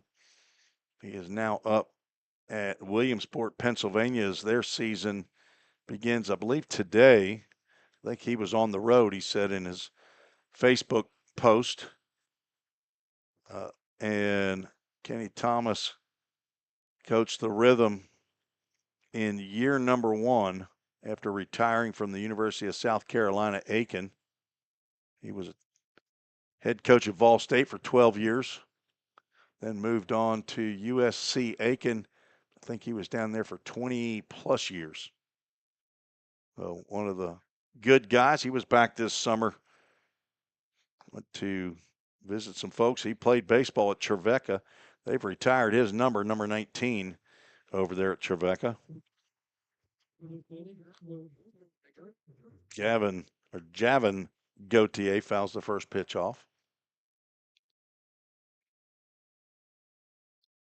Dawson Sweeney out for his second inning of work. Gautier is the DH. He was hit by a pitch, scored in the second, and walked and was stranded at second in the third. Breaking pitch misses down in the dirt. Trey Simmons just wipes the baseball off himself and throws it back. That's how it's done.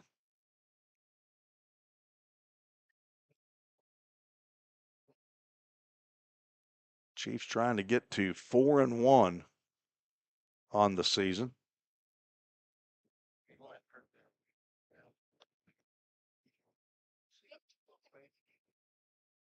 Last year, the Chiefs were 22-17 in the regular season. That pitch popped up, and it'll get out of play. A AAA autoglass foul ball. Paducah and Henderson tied in for second place, 22-17 record. Madisonville with a half game lead. They had 23-17 record.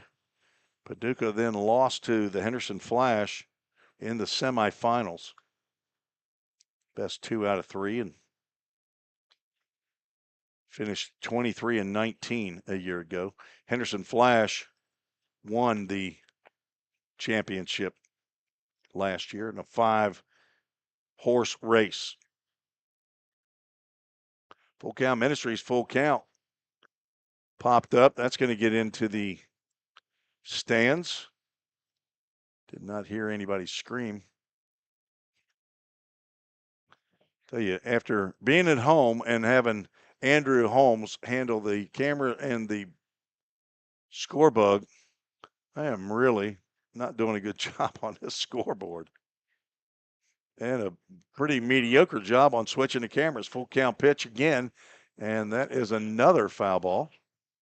That gets off the middle press box. 3 press boxes here at Brooks Stadium. There's the main press box where the public address announcer, the scoreboard operator, probably the official scorer is in there.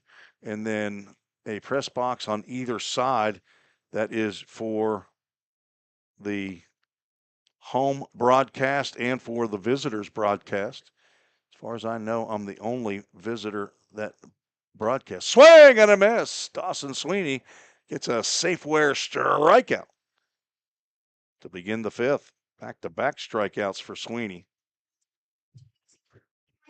First time that Gautier has been retired today. Brings up Braden Baker, who's 0 for 2. Andrew Holmes, my helper now at home games.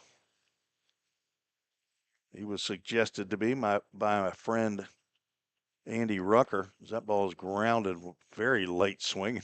That's a chopper that gets right into maybe where Josh Carman stands in the visitors' dugout. Friday night, we might be breaking out a little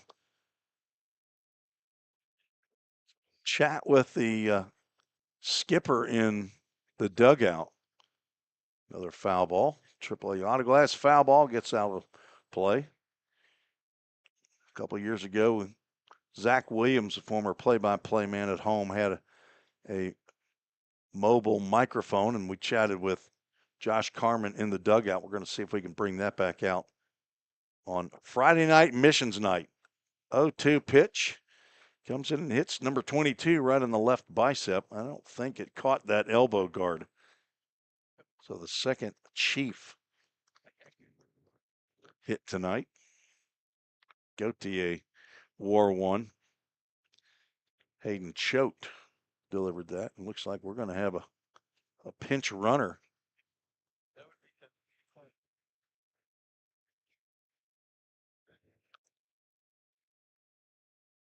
That is a big number 45 on the back of there. Kobe Watson, utility player out of Three Rivers Community College.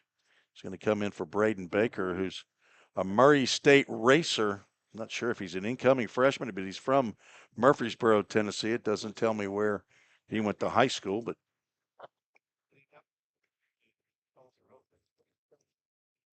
Jude Farley stands in. He takes a called strike.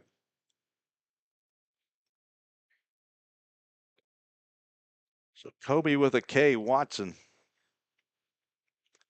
Pinch running for Baker. I don't think it's because he got hurt. Nice backhand pick by Simmons on the ball in the dirt. But I don't know why they would pinch run for Baker. Not in the bottom of the 5th.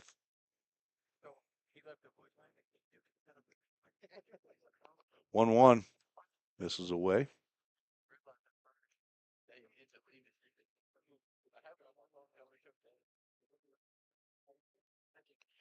Farley walked and scored in the second, flew out in the third.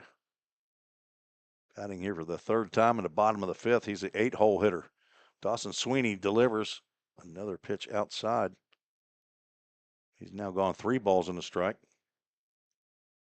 After striking out Gautier and going to 0-2 on Baker before hitting him. Got the first strike on Farley, and now 3 straight outside the zone. The 3-1 count with 1 out and 1 on, and that's ball 4.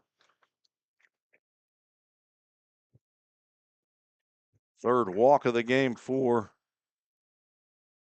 Dawson Sweeney. The Rhythm are a little thin in pitching here tonight as Jimmy Gamboa will come out to have a confab with Dawson Sweeney.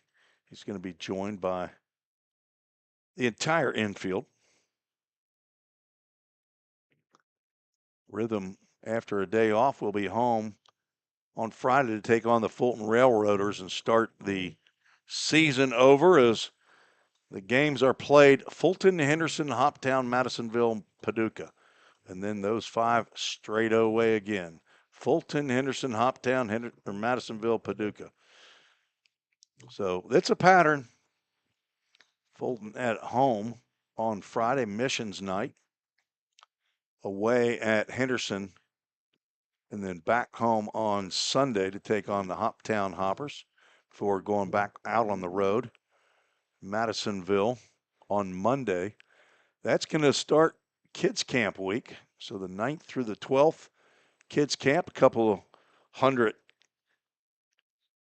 baseball players, 5 to 12 that'll be playing or having camp there at Drakes Creek Park. So Nate Lang stands in, takes ball 1.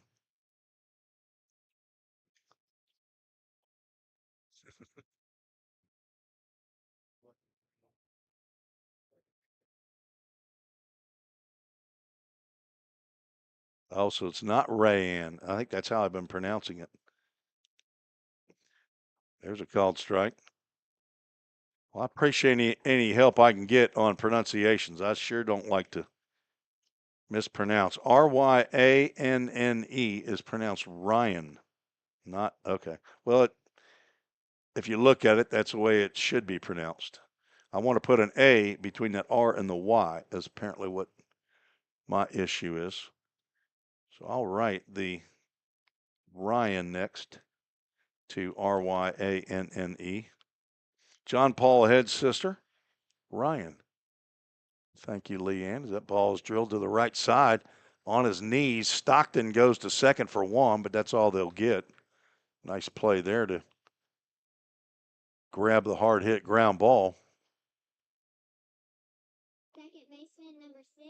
And now 2 outs. Brings up top of the lineup, Noah Wagster.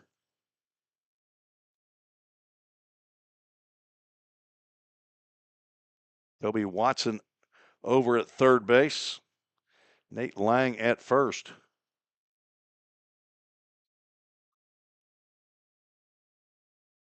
This is high. My oldest granddaughter's middle name is Ryan. So it's not spelled, I think it's spelled R-Y-A-N. My oldest daughter that lives down in Beaufort, South Carolina, has Kenley Ryan and Blakely Olivia, 11 and 10 years old. Bo, we call her, swinging a foul ball straight back. B-O. A lot better just to be called Bo. But I think Blakely and Olivia are beautiful names as well, but she's a hard charger now. Both of them big-time soccer players down there in Beaufort, South Carolina. 2-1 pitch. Runner stays at first. Pitch is popped up. This might be playable to Simmons. He's over to the backstop, and it's going to get into the stands. The man holding on to a young child there, and he wasn't looking up. Lucky that hit seat and didn't hit a head.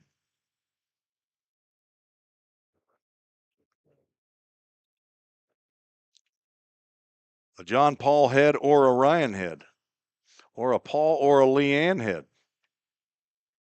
or a Pop and BB. 2 balls, 2 strikes. Dawson Sweeney trying to get out of this inning. The pitch swung on and missed, and he gets it done with a Safeware strikeout. 2 strikeouts in the inning as he sits down the leadoff batter, Wagster, who's been a thorn in the side of the Rhythm tonight.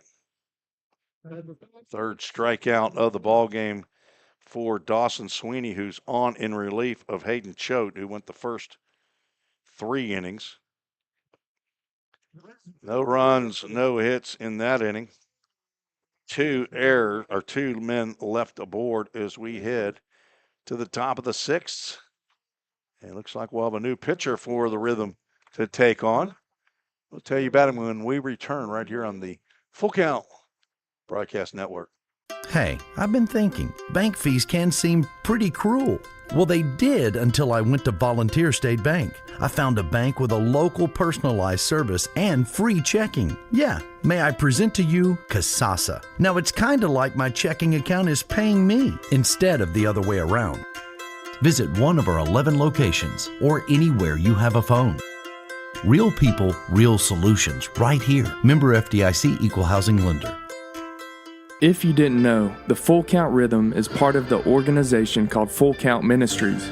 Full Count's mission is to give every baseball player the opportunity to hear the gospel, respond to the gospel, and grow in the relationship with Jesus. With Full Count, you could lead by discipling the next generation by using our resources, or you could go on international mission trips. For more of what we do, check out our website at fullcountministries.com or our pages on Instagram and Facebook. Let's get back to Full Count Rhythm Baseball action on the Full Count Broadcast Network.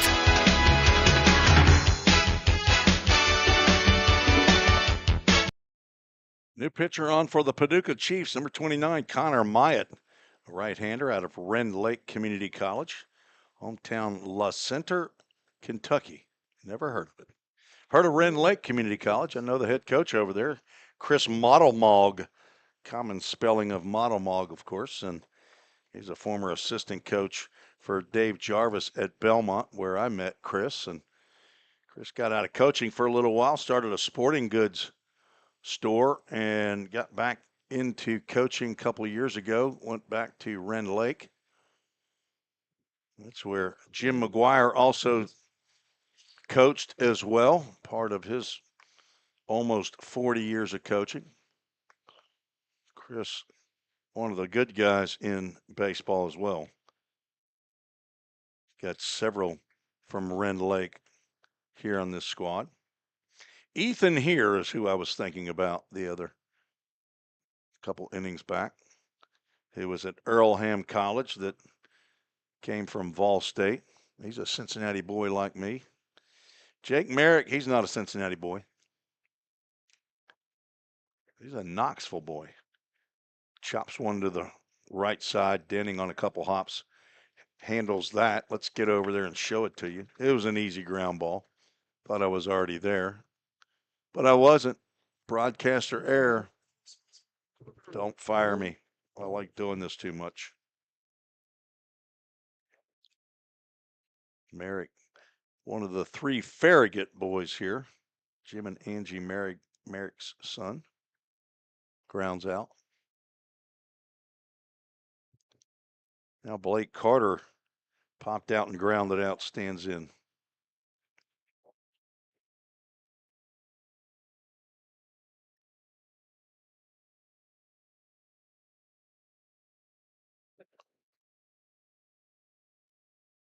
Connor Myatt on in relief of Drew Moorhead, who went 5 innings, gave up 3 hits, no runs, walked 4, struck out 2. There's a breaking pitch in there for a called strike. Faced 22 batters in line right now for the win. If the Rhythm cannot come back to tie or go ahead. 2-1 pitch, swung on. Carter was way out in front of that breaking pitch.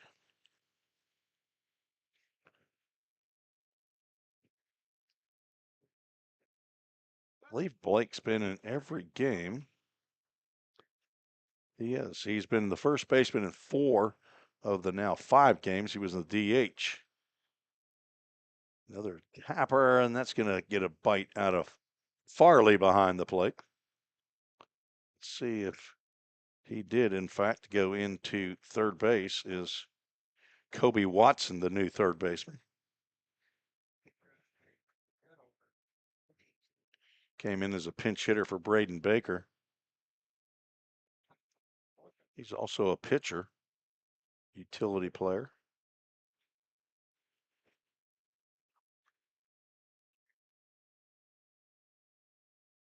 Count remains 2 balls and 2 strikes to the Rhythm first baseman. He looks at ball 3 and a Full Count Ministries full count. Go to fullcountministries.com, see all that the ministry's doing for baseball players and has been since 2010. The Full Count Fall League since 2013 in Hendersonville. Now 2 years deep as Carter waves at a pitch outside of the zone as he is down on strikes. 0 for 3 now for Blake Carter. First strikeout for Myatt. Birmingham has had 2 years now of a Full Count Fall League. I think they started with 4 teams down there in Birmingham and doubled it the very next year. Be interesting to see how many they have this fall. First pitch swinging, Nolan Sargent fouls that one down to Jonas Smithson. He'll toss that over to the ball boy at the Chiefs dugout. Down at third base is Carson Howard, a 3-year player, I want to say, for Full Count, son of Rick and Trish Howard in Pike Road, Alabama. Ball and a strike to the Belmont Bruin, Nolan Sargent. Brandon Jaggers is his mentor, another former Bruins. He hits one high and deep out to right field, but this is a big ballpark. And the right fielder, Cameron Andy, hauls that one in for out number 3. It probably would have been, well, no, it would have been out at Fulton. It would have been out at most places probably, but didn't even get to the warning track there. And a 1-2-3 inning for Myatt as the Rhythm go quietly in the 6th. 6-0. We'll take a break. Check out another couple of sponsors here. Corson Fire and Security and Music City Fire. Corson Fire and Security first opened for business in 1946. From the very beginning, we understood something important. We're not just protecting buildings. We're protecting the dreams that built them. We're protecting the lives unfolding inside them. Fire extinguishers, sprinkler systems, and security products are the tools of our trade, but people are the inspiration behind it.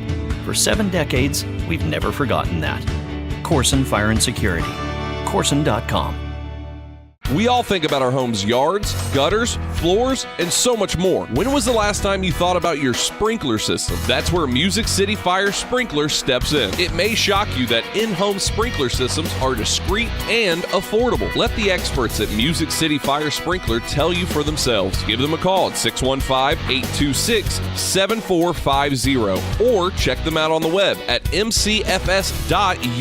That's Music City Fire Sprinkler, proud sponsor of the Full Count Rhythm.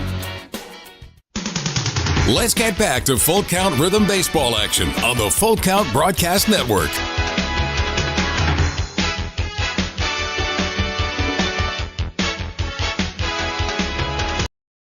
Hendersonville Firefighters Association call to the bullpen for the Full Count Rhythm.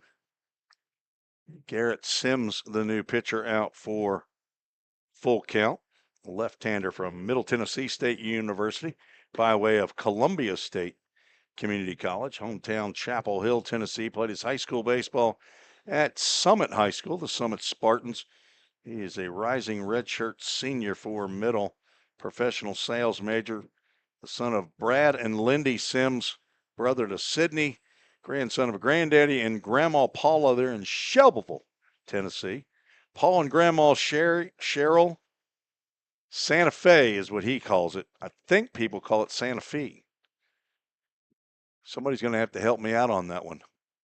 Santa Fe, Santa Fe. It's pronounced with a F-E, but anyway, Steve Barrios is his mentor. And he will face 2, 3, and 4 in the Paducah Chiefs lineup. TK Madera, Cameron Andy, and Easton Denning. Madera reached on a walk and scored the unearned run in the 4th inning on a error that I think they charged that to Blake Carter, the first baseman, on the pickoff attempt, as the sweeper gets in there for a called strike.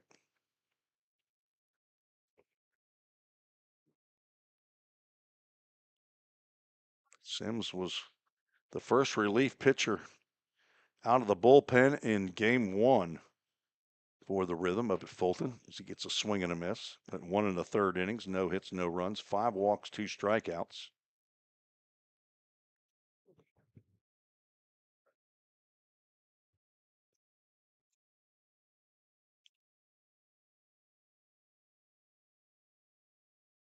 His second appearance of the year. Out to left field. Charlie Bozeman back a few steps, and he'll haul that one in for out number 1.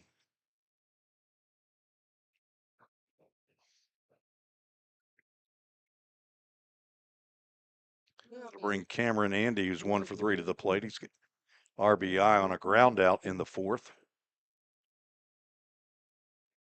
Andy also from Rend Lake Community College. I want to say they're like the Warriors, or if only there was a way we could find out. I haven't given Jay Myers any research to do today. That ball's fouled over above the Rhythm dugout. Paula Sims in Unionville, Tennessee, not Santa Fe. Is that what I'm understanding? I don't know your name. I just know what he calls you. Here's a called strike. So Paula, a thumbs up or a yes that he was trying to figure out what that was. So I'm assuming. Well, I've got Paul and Grandma Cheryl. I don't know who's in. Is that there we go. Granddaddy and Grandmama Paula that tapped right in front of the plate. Sims off the mound. Couple steps, takes his time, throws over to first. Andy hustling down the line, and he is retired. All right, so I got it. I figured it out. Not Shelbyville. There we go. Okay, so Paula, is it Fee as in F-E-E, or Fay as in F-E, I guess? Not Shelbyville, but Unionville. See, I know where Shelbyville is. I've never heard of Unionville. That's okay. Everybody's got to be from somewhere. Like David says, if I am not here, I am there. Easton Denning, 1 for 3, stands in. Had an infield single his last at-bat. Smoked one off the leg of Dawson Sweeney, and he turns away from a sweeper that's called a strike. That's not what he was hoping on.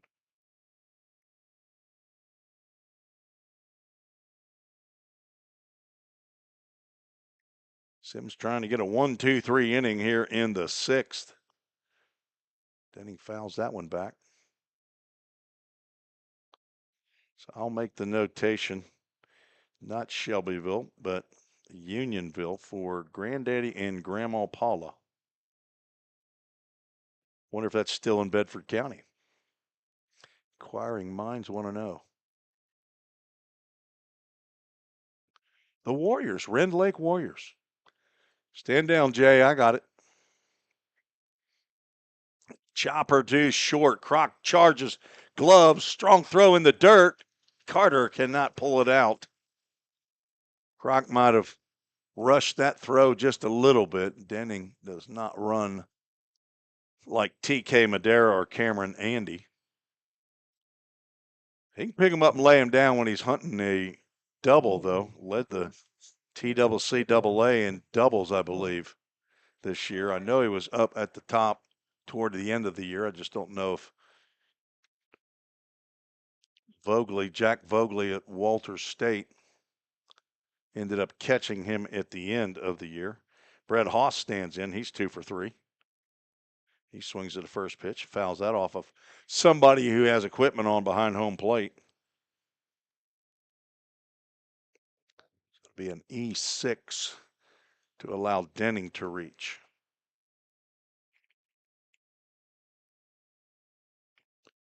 The Wren Lake Warriors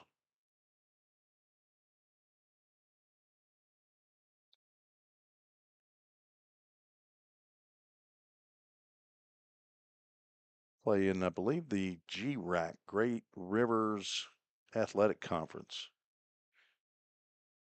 Ina, Illinois is where Wren Lake is located. Home plate umpire Chris Dykeman said he's not very far away from there. Nice stab there by Trace Simmons behind the plate. Sims retired the first 2. Should have been out of the inning.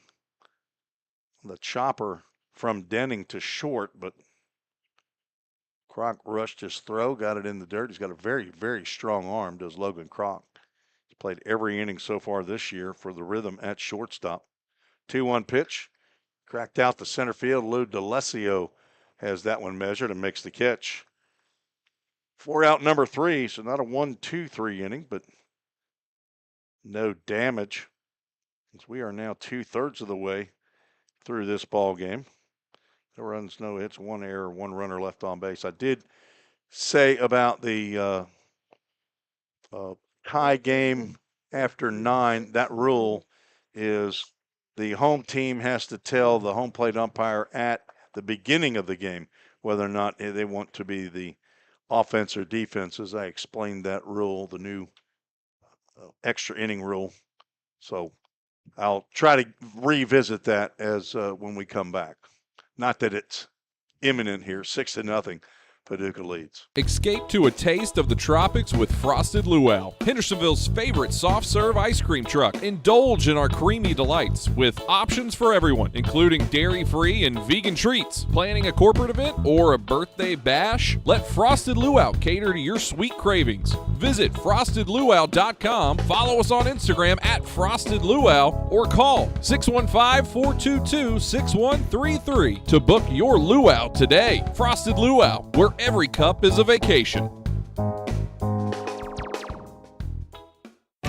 Think about something for a moment. Every single business, from the smallest neighborhood bakery to the biggest multinational corporation, is someone's dream come true. The byproduct of planning and determination and hard work. If you own a business, you already know that. So you'll also understand that fire and security protection isn't just about protecting property. It's about safeguarding dreams.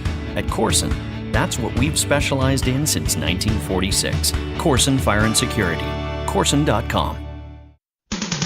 Let's get back to Full Count Rhythm Baseball action on the Full Count Broadcast Network. Unionville's in Bedford County. Love knowing stuff. Probably forget it tomorrow, though. Move to the top of the 7th. New pitcher on for the Paducah Chiefs. Bradley Zekel, left-hander out of Hanover College from Erlanger, Kentucky. I don't need anybody to tell me where Erlanger is. That is in northern Kentucky, just south of the Ohio River across the bridge from Cincinnati, Ohio, my hometown. A lefty-on-lefty matchup as Elijah Stockton stands in. Looks at ball 1. Stockton 0 for 2, strikeout, and a reached on a fielder's choice. Looking for that elusive first hit as he sees the big ephus fall in there for a called strike. Do want to thank Grant Edwards and Eric Alexander, the folks over at Corson Fire and Security, for being big-time supporters. Corson is where they are employed. Ground ball to the right side. Denning down on a knee, and he's going to take this one himself. Couple of 3 unassists for Denning tonight.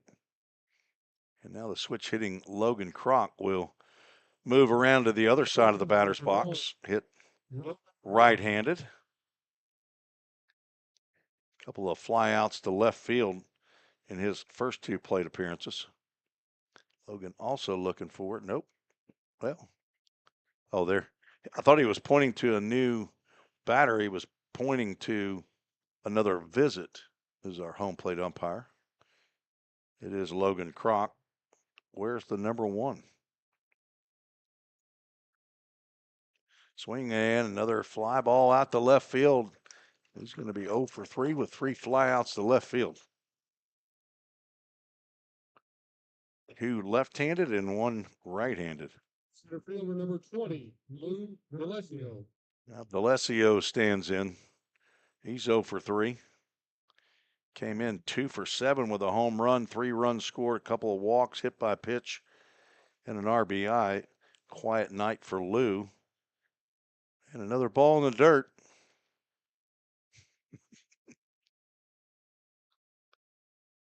You know how some things they just hit you. For some reason, that is one of them.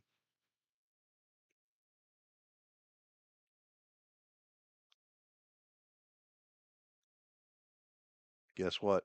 We're going to get another one. 2 balls, no strikes. So the new rule in OVL, and Josh Carmen said he's the one that suggested it, was you don't play. All you do is play a half an inning. Home team at the start of the game, that's swinging a foul tip, and that caught another piece of Farley, and you know he's going to want a new baseball now. But the home team at the home plate meeting has to say, I want to be offense or defense. And if the game is tied after 9 innings, then that is the situation. So if they choose they want to be on offense, then the visiting team goes out to play defense. A runner is placed on first base. So it's the last out of the previous inning. And you start, and then it's 3 outs. If the defensive team retires the offensive team before they score a run, then they win. And it's just, if the score is 4-4, then the final score is 5-4. That run's not charged to anybody. That ball's lifted out of play. AAA Autoglass foul ball here in McCracken County, Kentucky. Just give them a call. They'll show up. So if the offense scores, they win. If the defense does not allow a run, they win. That saves on arms in the bullpen. Reached out and poked. It will get down as D'Alessio gets a 2-out knock here in the 7th inning. Only the 4th hit of the game for full count. D'Alessio now 1 for 4. Right fielder number 9, John Paul Head. John Paul Head, the big brother of Ryan, stands in. He's 2 for 2. Also walked on base all 3 times.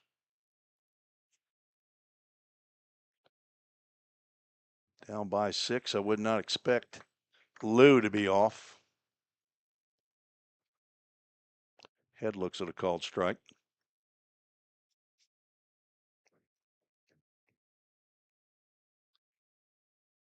Zekl, Z-E-K-L. There's a sharply hit ball that gets all over Noah Wagster at second base and into center field. It should be a single. We'll see what the scoreboard. No, right now they're showing that as an error. I think they don't have any other, no red on my score sheet. So right now on the scoreboard, that's listed as an error. Let's see if I can go to the play on Game Changer and see how that shows up. Regardless, it's runners at first and second. And Trey Simmons stands in. They even say Jay Head hits a hard ground ball and reaches on an error by second baseman. So right now, an E4 allows Head to reach. That ball did eat him up pretty good. D'Alessio bluffed at second base, taking off to third, but he stays put. Pitch misses down. That's the first error on the Chiefs tonight.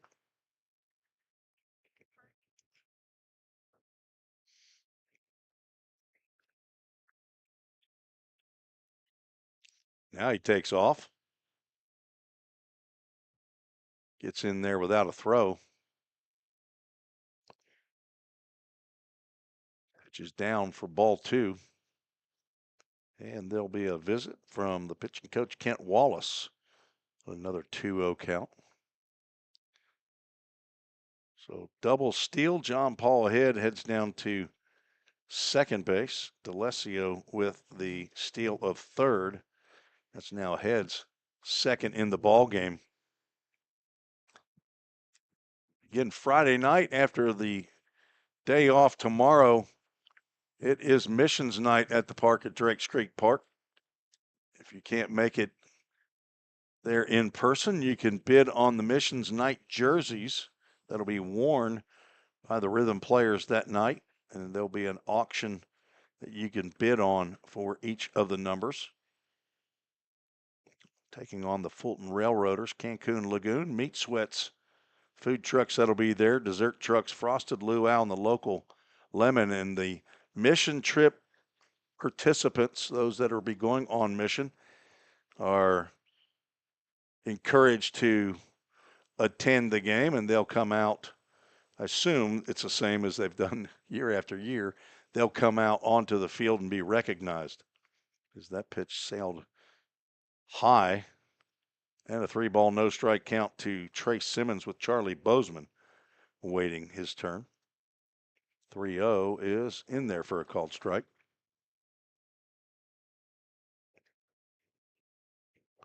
Appreciate you joining me tonight on YouTube and Facebook.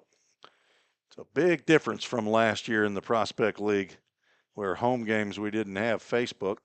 Ground ball backhanded by Watson, and the throw across the diamond is true to Easton Denning. Nice play by the newly installed third baseman, Kobe Watson, on the backhand. Looked like he was trying to step on third for the force out, but there was not a force. And he throws on to Denning at first. No runs, 1 hit, 1 error, 2 runners left on bases. It is stretch time here at Brooks Stadium. So can't remember now what they do here, but I'll tell you when we return right here on the Full Count Ministries broadcast network. You might get to nap, but your money doesn't. Like right now. At Volunteer State Bank, it's working hard day and night, earning 4.5% APY. Playtime, drive time, anytime. You could be out with friends or on vacation, but your money, it doesn't take a break. You've worked hard for it. Now let it work hard for you. Open a free Kasasa Cash checking account today and earn 4.5 annual percentage yield if qualifications are met on balances up to $15,000. Safeware is there when response is critical, assisting in the classroom as you shape the future of America, helping you build roadways and infrastructure for tomorrow. With protective solutions, innovative technology, and leading technical services, Safeware works tirelessly to provide our nation's workforce with confidence in their safety. Before, during, and after, Safeware is there.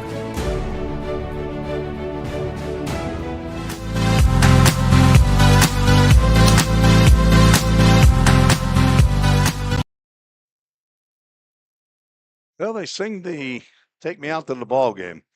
General Manager Greg McKeel snags a youngster, and they sing Take Me Out the Ball the game together. Greg, you can tell, does not make his living singing. So, but he is all in here for the Paducah Chiefs. Of course, again, this is the 4-year anniversary of the Full Count Rhythm's first game in the Ohio Valley League, and of any game that the Full Count Rhythm played in back on June 4th of 2021 at Hopkinsville, Kentucky, a 7-3 win against Hoptown. Garrett Sims delivers the first pitch here in the bottom of the 7th to Javin Gauthier, Javin Common spelling of Gautier. Gauthier. Rhythm won the first 4 games of their existence. 4-0. Could not match that this year. Won the first 3 and defeated by the Madisonville Miners last night. And right now, things aren't looking so good for Full Count here in Paducah. Down by 6. 4 years ago, their first loss was to the Owensboro River Dogs, 11-1. Losing pitcher in that game is now being paid to play professional baseball. Hayden Frank from Lipscomb. Can't remember now whose organization he's in, but he was from Riceville, Tennessee. 3-0 pitch misses. And a leadoff walk. First walk by Sims. That was a lefty on lefty matchup. Sometimes that will bother a pitcher, having a batter stand in that batter's box on the arm side. Kobe Watson getting his first plate appearance. Came in as a pinch runner for Braden Baker in the 5th. Made a nice play to end the top of the 7th, and there is ball 5.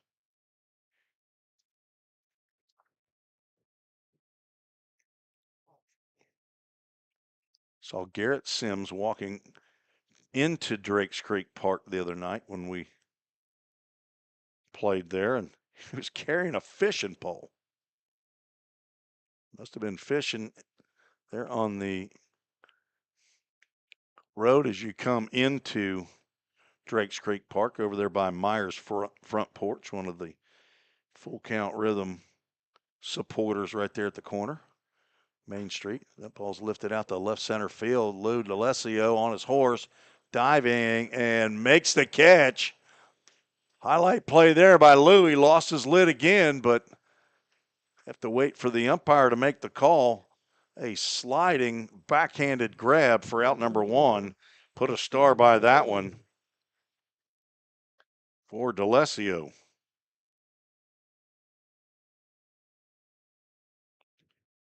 He didn't have a fish on the end of that line, though, when I saw him walking in. Didn't see any tackle box, or I'm not a fisherman at all, but I thought you're either in a boat fishing. There's a line drive right to Elijah Stockton.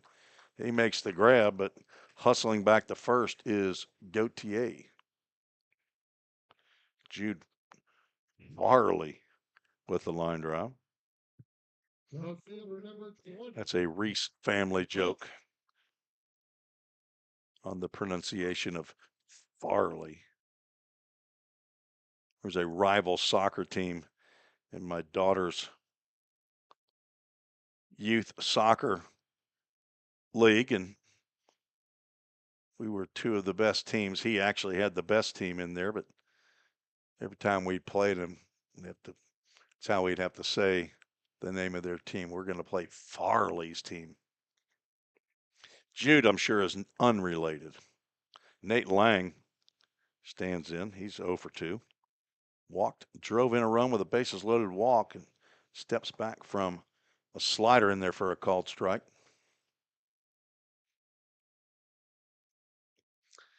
Lang from Bellarmine University. I believe they're the Knights.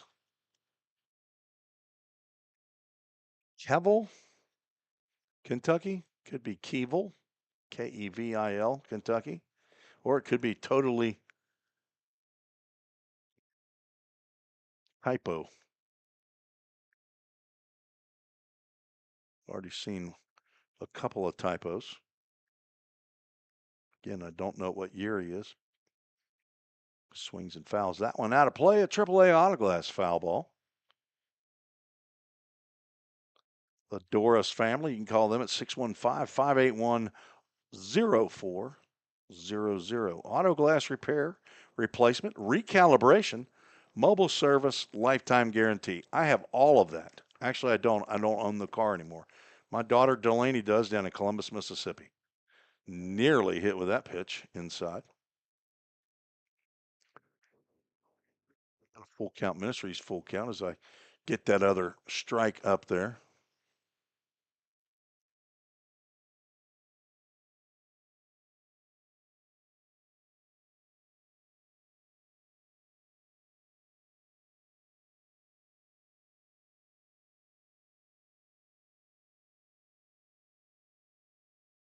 Two outs, runner will be on the move from first base. Blake Carter playing behind, and he is off, and the pitch is over the head of Nate Lang.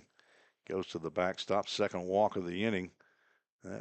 He didn't have a choice but to try to get out of the way of that one. Second baseman number 6. And now back to the top of the lineup.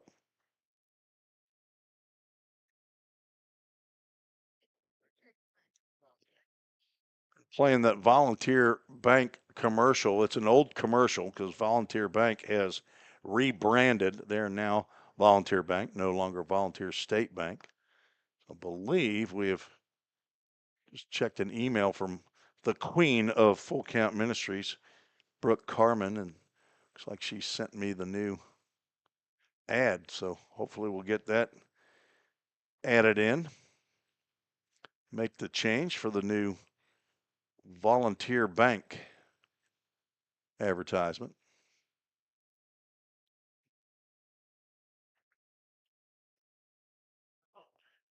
Ed Spurlock, Jeremiah Bennett over at Volunteer Bank.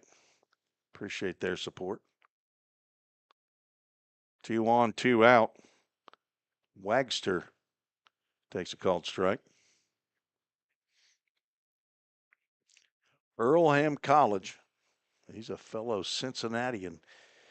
I would love to see the high schools listed on these rosters. They're not there. 1-1 pitch is high. Sims looked like he tried to step on a fastball right there, but let it go a little bit early.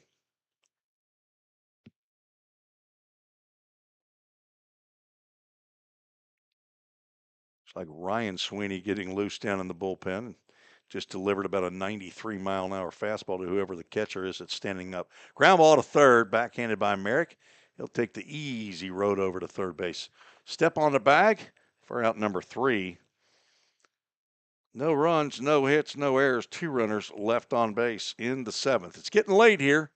As Yogi says, it gets late early in Paducah. We're headed to the top of the 8th, 6-0. Rhythm need to get off that schneid because nobody, and I mean nobody, wants to be on the schneid. We'll be right back after this short break. Feeling tight, stiff, and not quite yourself? Then it might be time to go see the professionals at Absolute Wellness. Located at 101 Tennessee Way, Suite 100 here in Hendersonville, Absolute Wellness can get you back on track with their numerous services like chiropractic care, massage, acupuncture, spinal decompression. Call Absolute Wellness at 615-264-8515 today to get in on some great offers. That's Absolute Wellness. Your road to Absolute Wellness starts here. We all think about our home's yards, gutters, floors, and so much more. When was the last time you thought about your sprinkler system? That's where Music City Fire Sprinkler steps in. It may shock you that in-home sprinkler systems are discreet and affordable. Let the experts at Music City Fire Sprinkler tell you for themselves. Give them a call at 615-826-7450 or check them out on the web at mcfs.us. That's Music City Fire Sprinkler, proud sponsor of the Full Count Rhythm. Let's get back to Full Count Rhythm baseball action on the Full Count Broadcast Network.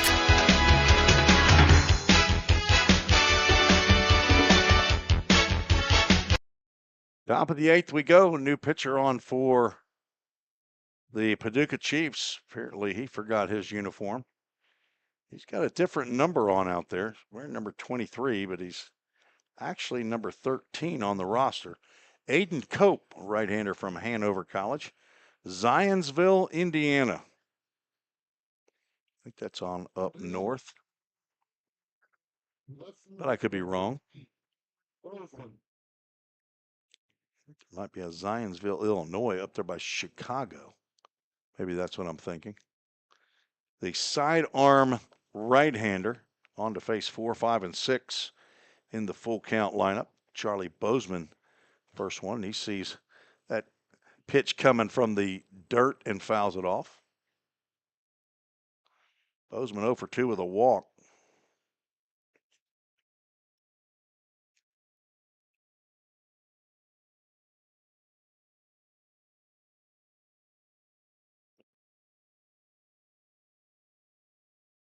Started to go, holds up, pitch lands inside. This is at least the second outing for Cope.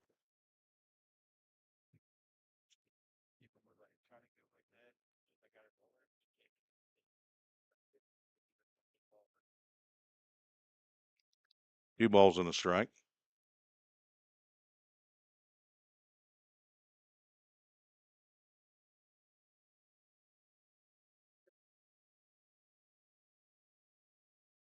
That slow breaking pitch lands right across the dish for a called strike.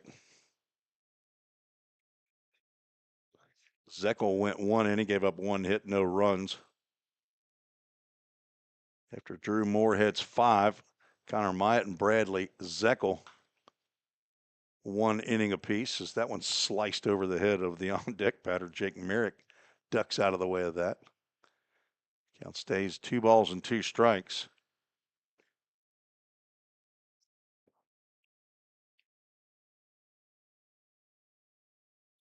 Bozeman played in 7 games for Sanford this past year. A couple of walks, was also plunked, as now faces a Full Count Ministries full count. It's high and away, ball 4, and he's on for the second time in the ball game. Leadoff walk for the Rhythm. Third baseman number 8, Jake Merrick. Jake Merrick stands in. He's 1 for 2. John Paul Head has 2 of the 4 hits for Full Count. D'Alessio with 1, and Jake Merrick with another single. All 4. Actually, a double by John Paul Head was the first hit. That ball whispers at the outside corner for a called strike. Chris Dykeman, the plate umpire, said that he just finished calling some games up at the JUCO College World Series in Grand Junction. Yeah, calls another strike right here to Jake Merrick. That is a huge honor. Said he calls out of the Nashville Association. I don't know if it's called Middle Tennessee Umpires Association, but I know I've seen him here at Paducah. Calls also in the Prospect League. That's slicing Easton Denning glove, steps on third or first and throws to second, but not in time to get Bozeman. Denning lucky to get that one in the glove. That was sharply hit. Turned his head just to make sure that ball didn't come up, pop him in the face, but it got right into the glove. Down to second goes Bozeman. And there's 1 out.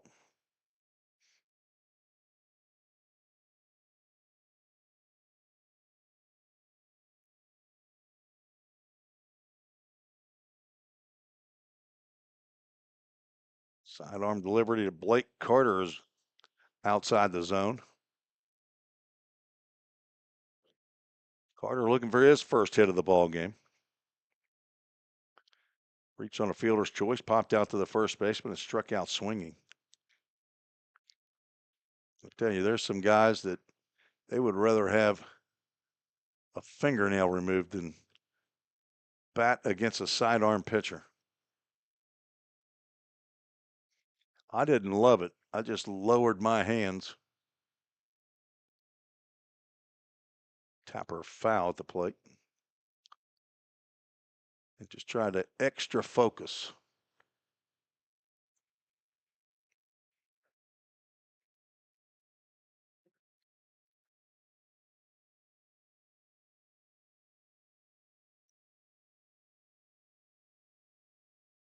One-two pitch coming to Blake Carter from Lipscomb University. Extra step to the third base bag, seemed like.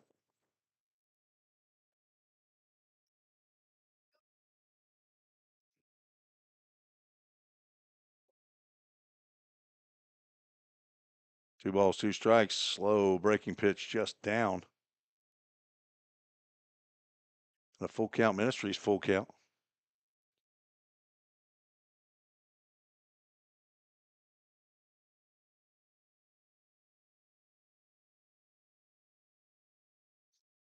Ball 4. Second walk of the inning by Cope. Designated hitter number 11, Sargent.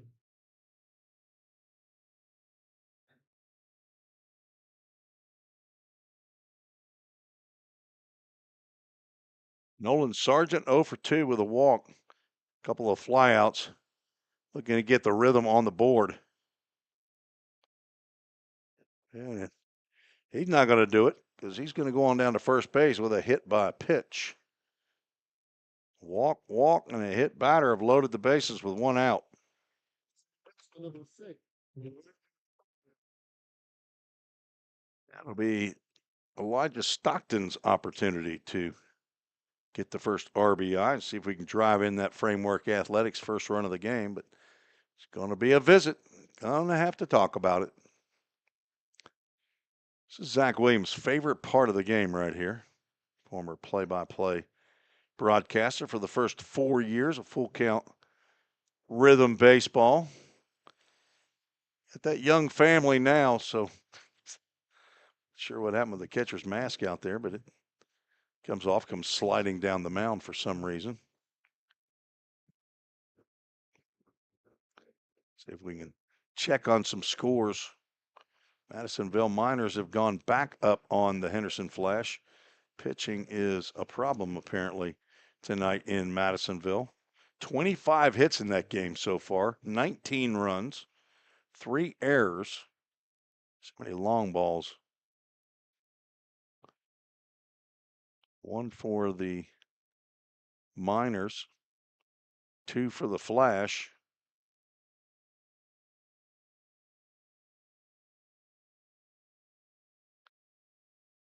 Be tough to get one out of here, though. 400 to dead center, 335 down the lines, 370 in the left center field alley, 380 in the right center field alley. Big ballpark. Healthy cut there by Stockton, and he comes up empty, which means it's a lot more area to cover for outfielders, but Paducah Chiefs outfield playing as shallow as you'll see. Of course, it is a wood bat league, so that makes a difference. 1-1 pitch. Winks at the outside corner. That's called strike. Stockton has a pretty large area there where the shortstop normally plays. Haas playing more up the middle, and he waves at a pitch low and away that was tailing away from him, and he's down on strikes. Stockton now 0 for 4. First strikeout for Aiden Cope, and that's going to end Aiden Cope's evening as back out to get the baseball is going to be Kent Wallace, I got to believe. Leon Worth, the head coach, apparently does not make trips out to pitcher's mound. So we'll have a break in the action as a new pitcher comes on for the Paducah Chiefs to face Logan Kroc, who's a switch hitter. He's going to have to face a left-hander batting right-handed. We'll be right back after this short break. Escape to a taste of the tropics with Frosted Luau, Hendersonville's favorite soft-serve ice cream truck. Indulge in our creamy delights with options for everyone, including dairy-free and vegan treats. Planning a corporate event or a birthday bash? Let Frosted Luau cater to your sweet cravings. Visit frostedluau.com, follow us on Instagram at Frosted Luau, or call 615-422-6133 to book your luau today. Frosted Luau, where every cup is a vacation.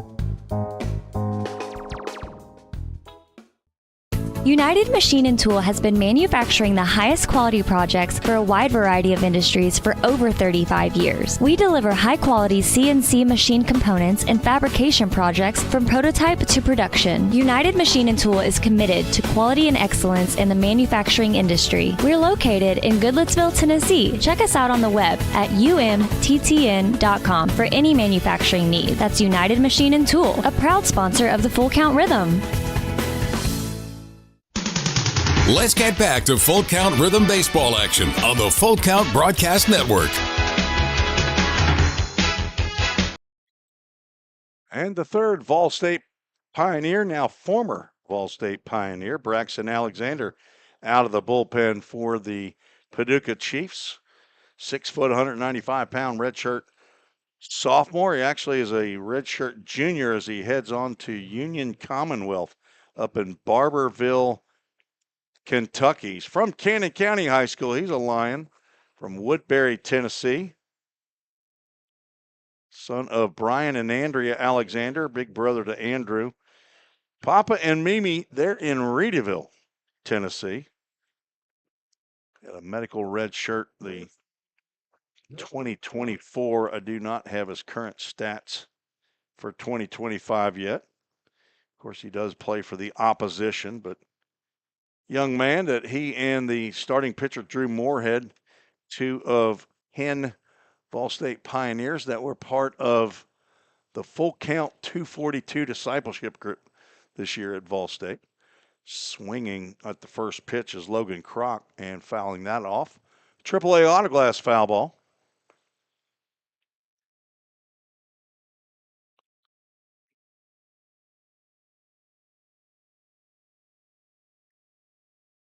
Talking to Braxton earlier today on the phone, I think he came into a bases loaded situation before already this year. This is his third appearance of the year.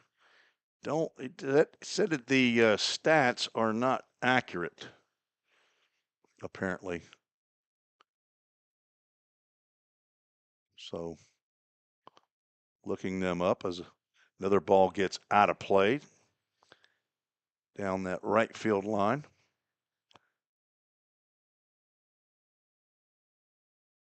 Had a bullpen session late in the year this past year and I think got up to about 92 miles an hour. And moving on to Union Commonwealth, an NAIA school in Kentucky. Misses with that pitch low and away. 2 balls, 2 strikes, bases loaded, 2 out. The fifth pitcher on for the Chiefs. Alexander delivers. It's high. And a Full Count Ministries full count. Started out with the number 44. Talked to his former teammate Easton Denning at Vol State, and they swapped uniforms. Good thing they got that in Game Changer. 3-2 pitch is outside, ball 4 as the runners were on the move. And there is the Framework Athletics first run of the game. That's charged to Aiden Cope. Charlie Bozeman comes in. Carter moves to third, Sargent to second. Kroc gets the RBI on the walk. So not a fly out the left field as he done in the first 3 plate appearances. Now Lou DeLessio, the leadoff batter, at the plate. He swings and grounds one into right field. That's a base hit. 1 run's going to score. They're going to send the runner, and the throw is not in time. 2 more come in for the Rhythm. And the lead cut in half, 6-3. All 3 of those runs charged to Aiden Cope. First hit in the inning, and Lou DeLessio now 2 hits in his last 2 plate appearances. As well, another visit to the mound by Kent Wallace. Don't see anybody loosening in the Chiefs bullpen. John Paul Head will come to the plate. DeLessio Couple of singles the opposite way. The first one was lifted over the second baseman's head in the 7th. This one grounded between the first baseman and the second baseman. 2-run single. Now Kroc at second base.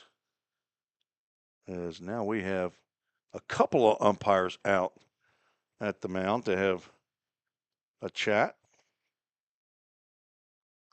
Apparently we are going to make a change.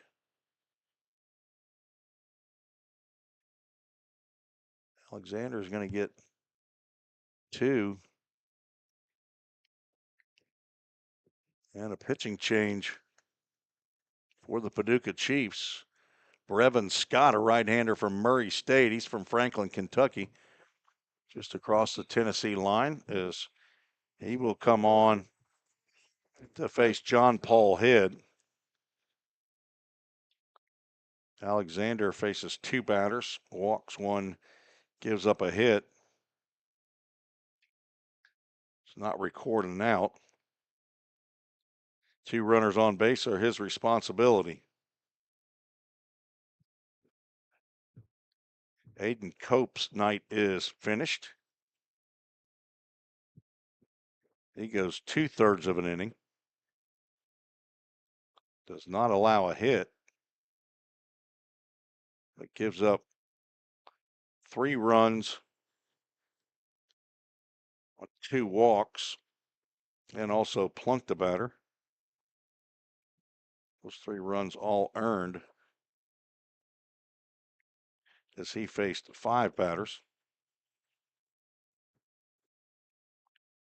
Of course, Murray State, they're in a super regional. Who are they playing in that super regional? Why do I thought they were playing Louisville, but that's Miami that's playing Louisville. Let's see if I can. Again, Jay Myers, not sure if he's checking out the broadcast tonight. JC pitched yesterday. Murray State. They're at Duke down in North Carolina, trying to continue that Cinderella story. They defeated Ole Miss. I think they beat Ole Miss twice in that tournament. The Missouri Valley Conference tournament champion. We are back ready for baseball here in Paducah, Kentucky. Rhythm has scored 3 in the inning, all with 2 outs. John Paul Head looks at a first pitch from Scott in there for a called strike.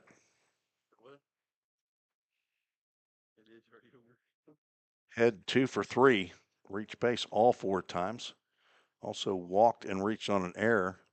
Pretty tough error. Pops that one up, Denning over toward the fence, but he'll run out of room. So that will land in the Rhythm bullpen. But Brevin Scott ahead in the count, 0-2.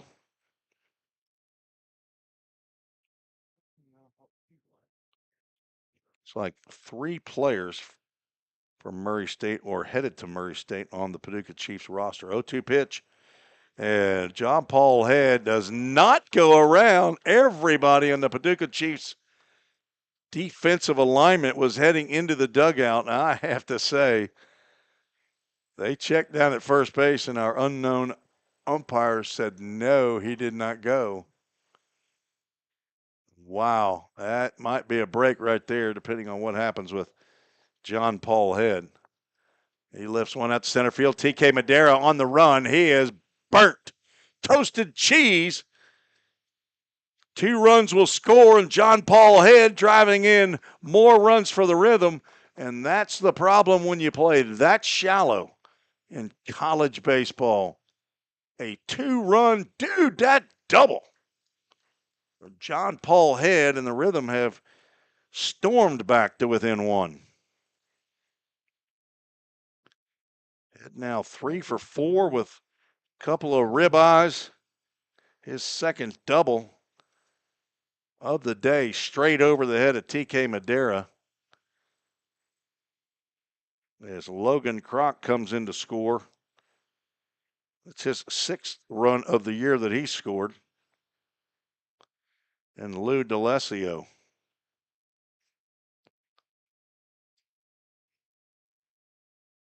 Trace Simmons, the 9th batter to come to the plate, takes ball 1.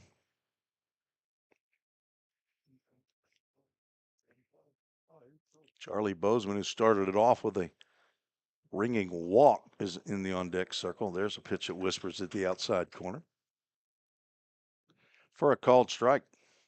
They call the area between the edge of home plate and the beginning of the batter's box on either side. They call that area the river. That cracked out to right field. Let's see if that gets over the head. No, back is Cameron Andy, and he hauls that one in to end the inning. 9 come to the plate for the Rhythm. 5 of them touch it meaningfully. There were 2 hits, the single by D'Alessio and the big double by John Paul Head to drive in 4 runs. No errors and 1 runner left on base. We are headed to the bottom of the 8th. We'll have a new pitcher. When we return, tell you about our new pitcher right after this short break. Hey, I've been thinking, bank fees can seem pretty cruel.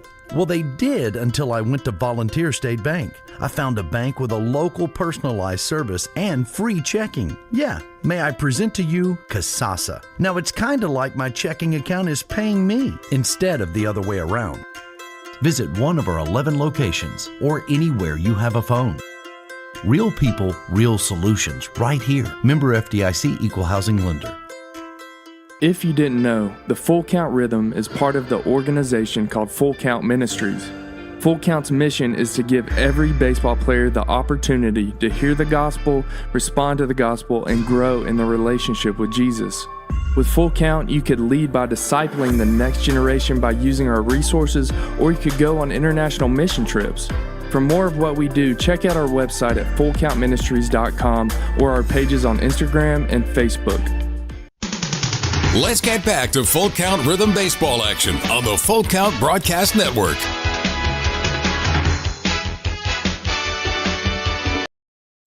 Hendersonville Firefighters Association call to the bullpen for the Full Count Rhythm. Ryan Sweeney, they started game number 2 of the year. That's the home game against Henderson. He got the win, went 4 innings, 2 hits, no runs, 3 walks, 2 strikeouts in that ball game. Might be a bullpen night for him, and he is going to come on here in the bottom of the 8th. Ryan, 5'11", 180-pound rising junior, second-year player with the Rhythm from Centennial High School, from Franklin, Tennessee, a sports management major at Trevecca Nazarene University. Son of Ed and Julie Sweeney and the brother to Bryson. Has a Mimi in Franklin and a Nana in College Grove, Tennessee. Brent and Pat Elliott are his host home. Chandler Phelps, his mentor. 10 appearances last year for Trevecca. 6 starts, 3-1 record. Struck out 34 batters in 27 innings. And he will face 2, 3, and 4 in the Paducah Chiefs lineup after the Rhythm scored 5 in the top of the 8th to get back in this ball game, 6-5. TK Madera, the center fielder, swings on the left side of the plate, and he takes ball 1. Paducah 4 in the second, 2 in the 4th. Rhythm did not score through the first 7, but about crooked number in the 8th. There's a slider in there for a splitter or whatever Josh Carmen told me that was. It's a breaking pitch. It's got some movement. I don't think it's a cut fastball. I think it's an actual splitter as that one gets in at the letters on the outside corner. And Chiefs fans not too happy about that call.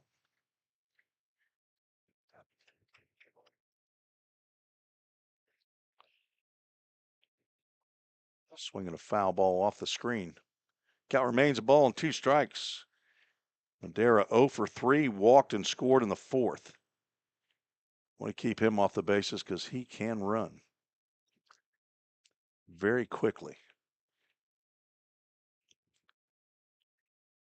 Sweeting looking for the punch out here. Not going to get it there, as that one hops to Trey Simmons.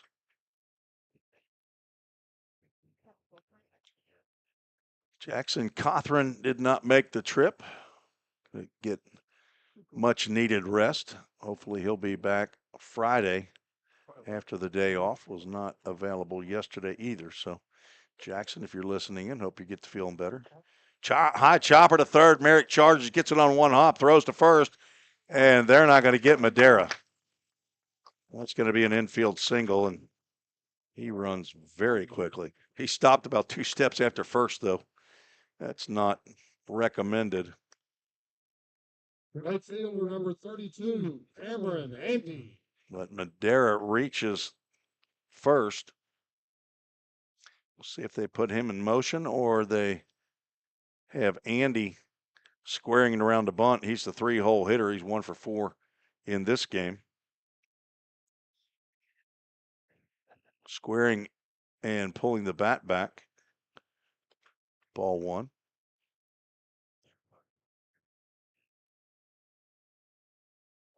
Andy from Harrisburg, Illinois.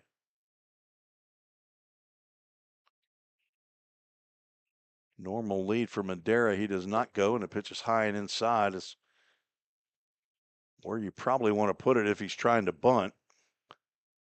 It is a very hard pitch to bunt, a high fastball. Not all players are disciplined to lay off of that, but Andy was not squaring around. Doesn't square here, and the breaking pitch misses outside. And count now goes 3 balls and no strikes. Sweeney might be a little bit too concerned with if there's a play on instead of just throwing strikes.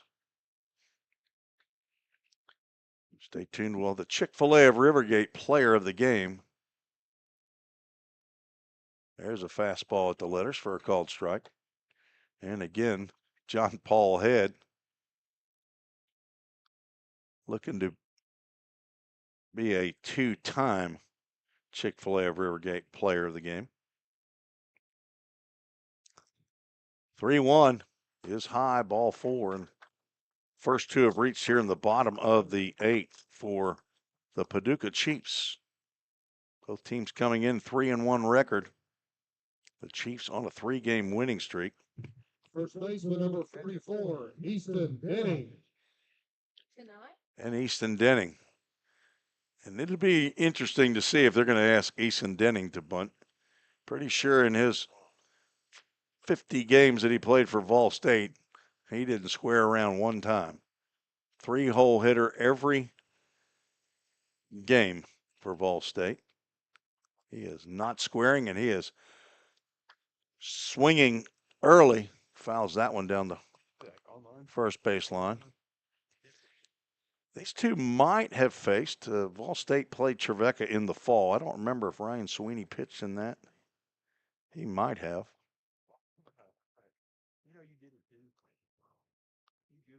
A couple of years in a row that Trevecca has hosted the Pioneers from Vol State. That's drilled in the right field, but it's right at the right fielder, John Paul Head, and he makes a strong throw that one hops right to Jake Merrick to keep Madera at second. Denning put a charge into another pitch and lines out to the right fielder for out number 1. That ball had been down the line or been in the gap, Denning would have had extra bases. Now it's Brett Haas's turn. He's 2 for 4. Haas. He gets the breaking pitch in there for a called strike. If you weren't with us in game 2, Ryan Sweeney had one of the amazing stretches in relief pitcher history. Had to have been 5 games, struck out 12 straight batters for the Full Count Rhythm last year. Struck out 2 in a relief appearance as he ended that appearance. Then in 3 straight 1-inning relief appearances, struck out the side 3 times. So there was 11 in a row, and then he struck out the first batter he faced at Lafayette. Lifted high in the air in shallow center. Out goes Logan Kroc, and he's going to make the catch and bring it back into the infield. And now 2 out as Sweeney trying to wiggle off the hook. The second Sweeney in the game. This is Ryan, common spelling of Ryan. The male version. Not R-Y-A-N-N-E, a beautiful spelling of John Paul Head's sister's name. Now 2 outs, 2 on as Gautier swings at the first pitch, fouls it back.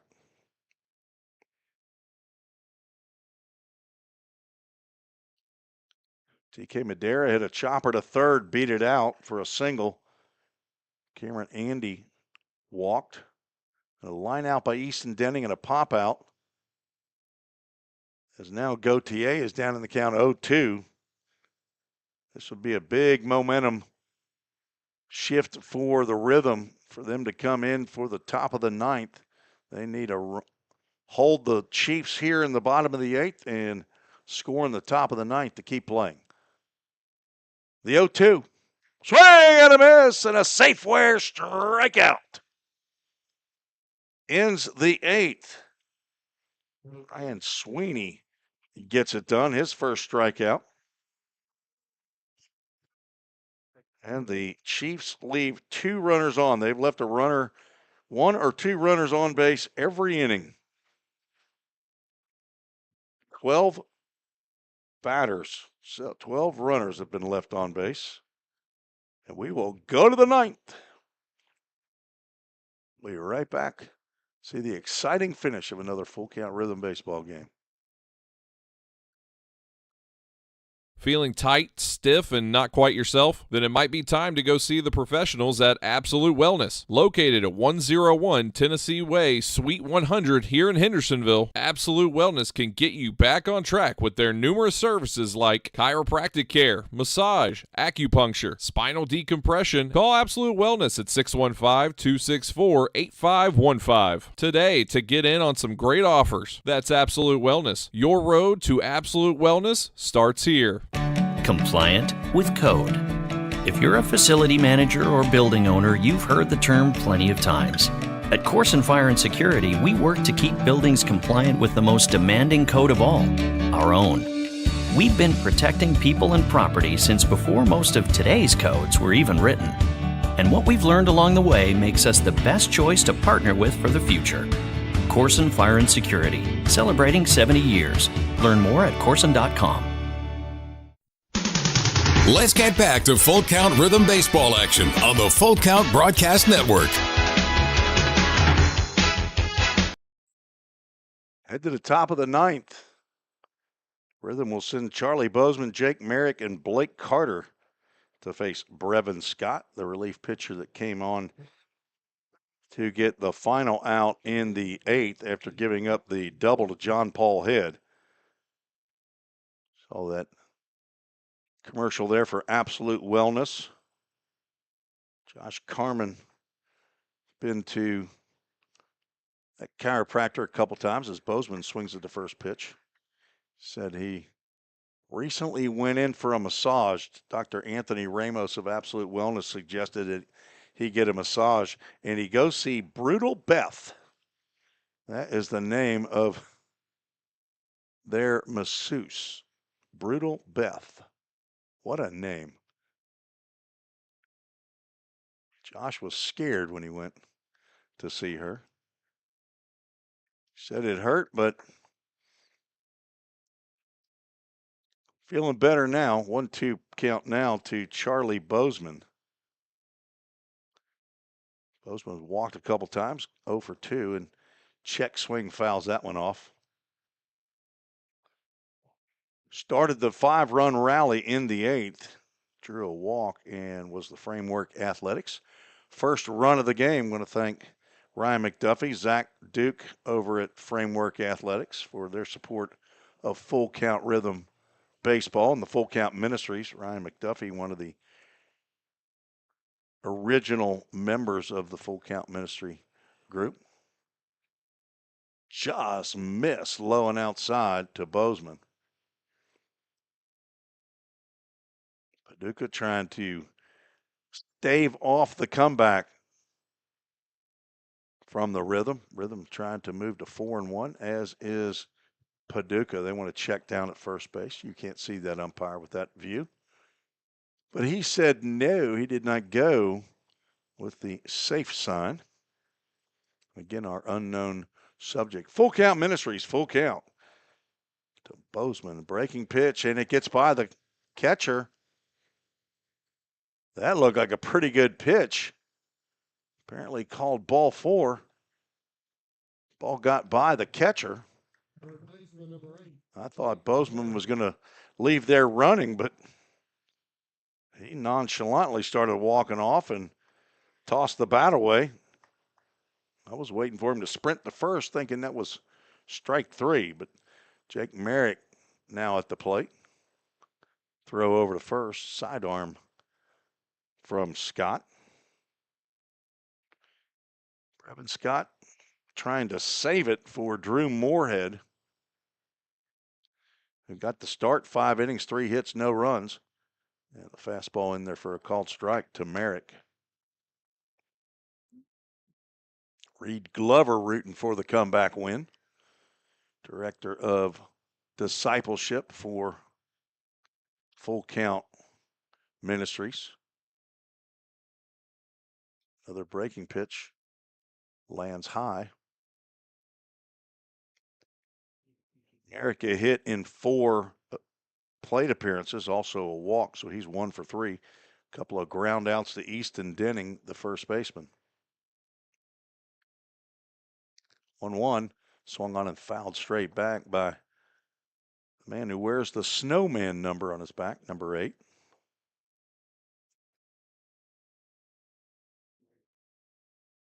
Carl Yastrzemski, Boston Red Sox. Joe Morgan, Cincinnati Reds. 1-2 pitch. Runner does not go, and the pitch is just outside, maybe a little down. On deck, Blake Carter trying to get a read on Brevin Scott. The right-hander either attends or is heading to Murray State from Franklin, Kentucky. And the pitch, breaking pitch, that's going to be a strike 3 called. Merrick knew it as soon as it came across. He is down on strikes looking. I believe that's the first strikeout looking tonight for either team. First strikeout for Scott, as now the Chiefs are 2 outs away from the victory, and now Blake Carter stands in. Blake Carter, pretty strong young man. Outfield, maybe a couple steps back. At least Madera is in center field. John Paul Head as Mike Harrell, our umpire, is going to, his name's not Mike Harrell. Mike Harrell is asking for the plate to be cleaned off earlier in the game, maybe the first inning. Chris Dykeman comes out, do a little housework. 1-0 pitch coming to Carter. A little bend in that one, and they don't get the call. Paducah does not, and Carter now with a 2-0 count.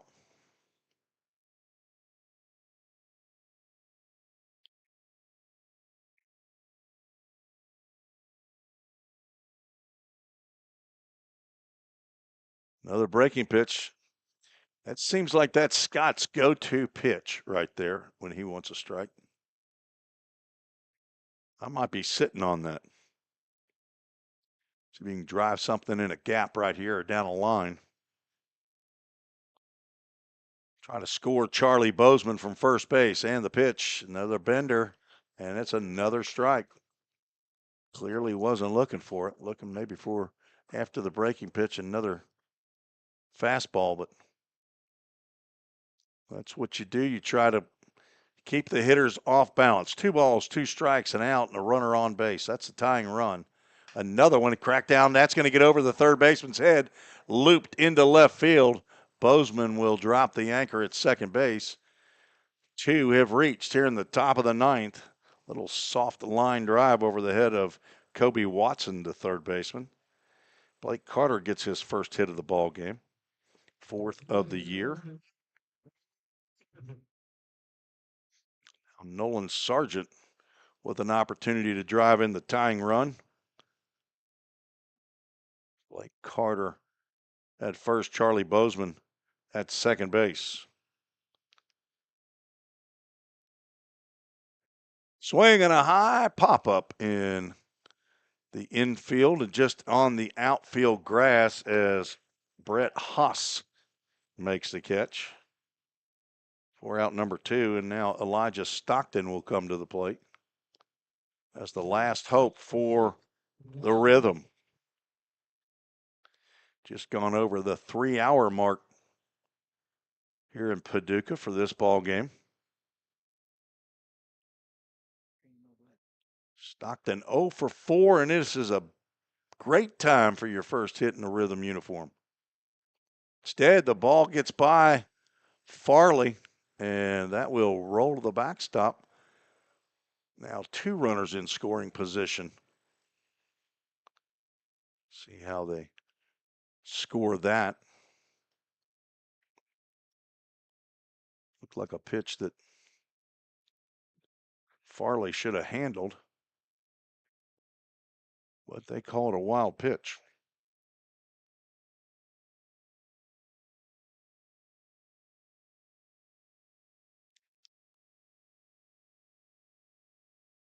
Fastball misses outside. 2 balls and a strike. Logan Kroc, the number 9 hole hitter, waiting on deck, hoping to get an at-bat here in the top of the 9th.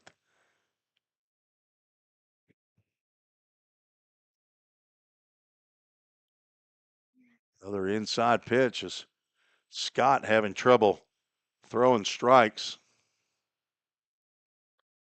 to Elijah Stockton.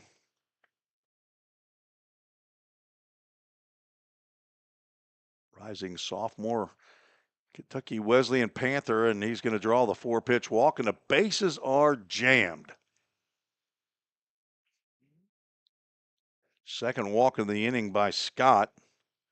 Let's see if he gets a visit. Of course, that ball did touch the dirt. So a new baseball is requested. Kylie Carmen up late listening in, says hello to the broadcaster. Hello there, Kylie. She's 16 years old, though. She can drive a car. Logan Kroc, chance to be a hero. That's ball 5. He's 0 for 3, walked and scored in the 8th. And timeout is Farley wants to go out and have a visit with Brevin Scott. Came on in the 8th for Braxton Alexander. Promptly gave up a double that sharply hit fly ball over the head of TK Madera, the center fielder, who's playing very shallow, by John Paul Head. That drove in the final 2 runs, made the score 6-5. Scott then got Trey Simmons to fly out to right field to end the 5-run 8th. 9 batters came to the plate in that inning. They were aided by 3 walks and a hit batter, the Rhythm were. The visit's over. 1-0 pitch. Swung on, driven down the left field line. That's fair. That's going to score 1. It's going to score 2. Logan Kroc on his way to second base. He has just picked up his first Rhythm hit, and it is a 2-run do-dat double. The Rhythm lead, 7-6.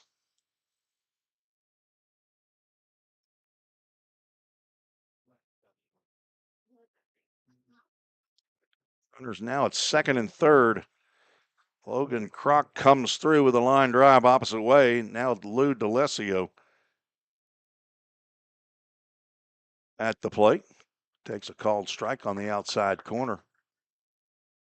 Whoops. B is for ball. It has been all game long.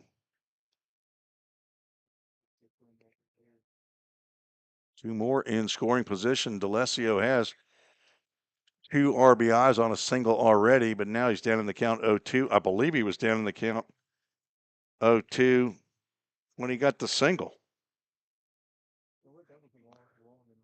As long as you have a strike left, you're still in the count. Brevin Scott at the stretch and delivers, reached out, and a line drive softly hit right to Noah Wagster to retire the Rhythm. But a big do-dat double by Logan Kroc gives the Rhythm the 7-6 lead. And we'll go to the bottom of the ninth as Ryan Sweeney will now have an opportunity to get the win. As they say, a vulture win. Come in and he wiggled off the hook in the bottom of the eighth. The Rhythm scored 2 runs on 2 hits, no errors, 2 runners left on base. 5 in the eighth, 2 in the ninth. We'll keep it right here. Again, tell you that off day tomorrow, much needed for these guys. 5 straight games that they've played. And then back to take on the Fulton Railroaders, where it all started this year at Fulton, but we'll host them. Cancun Lagoon is the meal sponsor that night. Of course, it is Missions Night. So if you're in the area, please come on out to the ballpark and support Full Count Ministries and our short-term missionaries. My son will be heading down to Nicaragua again. Reed Glover told me how many there were, and I want to say there's 100. I think he said 100 plus. Reed, you have to text me again. He's asking me a question tonight. Has to be in the top 5 of the biggest Rhythm comebacks. I would say so. 7 runs in the last 2 innings. I can't remember. I know we had a walk-off winner where we had to score 4. Old Matthew Batts hit a grand slam at DC3, and I can't remember if that was we had to have 4 runs, or maybe that was a run rule that night. I can't remember that one, but I've got it in my my Rhythm history. I could pull it up here real quick, but I'd have to find which year it was. But anyway, 122, John Smithson. Thank you for the information. 122 total trip members. Reed Glover will be leading one of those trips as we move to the bottom of the ninth. Ryan Sweeney back out on the mound. He'll face Kobe Watson, Jude Farley, and Nate Lang scheduled to appear. 7, 8, and 9, and the breaking pitch swung on and missed. Kobe Watson came on as a pinch runner in the 5th inning and stayed on as the third baseman for the Paducah Chiefs. 0-1. Swing and a pop-up in the middle part of the infield. Logan Kroc waves his arms in the air, says, I got it, and he does. For out number 1. Now, the dirty catcher, Jude Farley. When you're on natural surface and all dirt right there behind the plate, you're going to get pigpen looking. And that's what he's looking like. No disrespect. I absolutely look like that every time I caught. 1 out, 2 to go for the Full Count Rhythm. Breaking pitch misses down. Our Anchor Transportation bus driver, Steve, is probably down in the dugout rooting on the Rhythm. I would assume he's not gone to the bus yet to get it ready as that fastball gets in there for a called strike. Sweeney came on in the 8th, gave up an infield single, walked the next batter. Got a line out, a pop out, and a strikeout to strand 2. Swing and a miss. So he's now ahead in the count to the number 8 hole hitter, Jude Farley, who's 0 for 2. He's got a couple of walks, scored a run. On deck, Nate Lang also walked a couple of times. Rhythm trying to pull one out here. Popped up, might be in play. Blake Carter over toward the screen and leans over right in front of the fence on the other side of the dugout and makes the catch for out number 2, just outside of your view. You'll have to trust me. He was in foul territory, leaning up against the fence on the other side of the dugout, makes the grab, and now 2 outs. It's up to the left-handed hitting Nate Lang if the Chiefs are going to keep this one going. Sweeney, I'm sure, once the punch out, delivers a fastball low. Ball 1. Missions night, Friday night. Can't make it? You can bid on the Missions jerseys. That one's lifted out of play. AAA auto glass foul ball. Bid on, and the money that is collected goes toward, I think this is right. Again, I'm talking, and John Smith and Ree Glover are probably saying, what's he going to say now? It goes toward missions trips for folks that have a financial need, and then swing and a miss, and the Chiefs now down to their last strike. Nate Lang from Bellarmine University trying to keep the game alive and get Noah Wagster, the leadoff batter, a chance. Swing and a miss, ball in the dirt. Trey Simmons says inside, and the throw to Blake Carter ends the ball game. This one belongs to the Rhythm. A Safeware strikeout ends the ball game, and a 1-2-3 ninth gives the Rhythm a comeback win. 7 runs in the 8th and 9th inning to get the victory, moved to 4-1 on the season. The Paducah Chiefs fall to 3-2, a tough luck loss, and the loss will go to, let's see, I think that's going to be Brevin Scott. Brevin Scott will take the loss. The win goes to Ryan Sweeney. He moves to 2-0 on the season. No save, as this game takes 3 hours and 13 minutes to conclude. And our Chick-fil-A of Rivergate player of the game, I'm going to go with John Paul Head. He delivered that big 2-run blow in the 8th, a double. He had a couple doubles and a single, reached base 4 out of the 5 times. Logan Kroc also, we're going to go co-players, as Logan Kroc had 3 RBIs, got his first hit as a Rhythm player, and it was a big one, a go-ahead double in the top of the 9th. Drives in 3 runs, scores 1 in the game. He and John Paul Head are our Chick-fil-A of Rivergate players of the game. Congratulations to those 2 guys. They win nothing. They're going to get Chick-fil-A the next time everybody else gets Chick-fil-A. And our Full Count Ministries verse of the game, it is part of, let's see if I can still find that. There it is. Oh, don't go away from me. There we go. Reed Glover had it on a Group Me message today in the book of Luke, chapter 3, where Jesus heard from his Father. It says, and the Holy Spirit descended on him, Jesus, in bodily form like a dove, and a voice, that's God, that came from heaven. You are my Son, whom I love. With you I am well pleased. God not only loves his Son Jesus, but he loves each of his creation, and that's us. That is the word in Luke chapter 3, verses 21 and 22, brought to you by Full Count Ministries. The Rhythm defeat the Chiefs 7-6. Not a walk-off, but it was an exciting end of the ball game for the Rhythm. And I appreciate every one of you that listened in, whether you were Chiefs fans or Rhythm fans.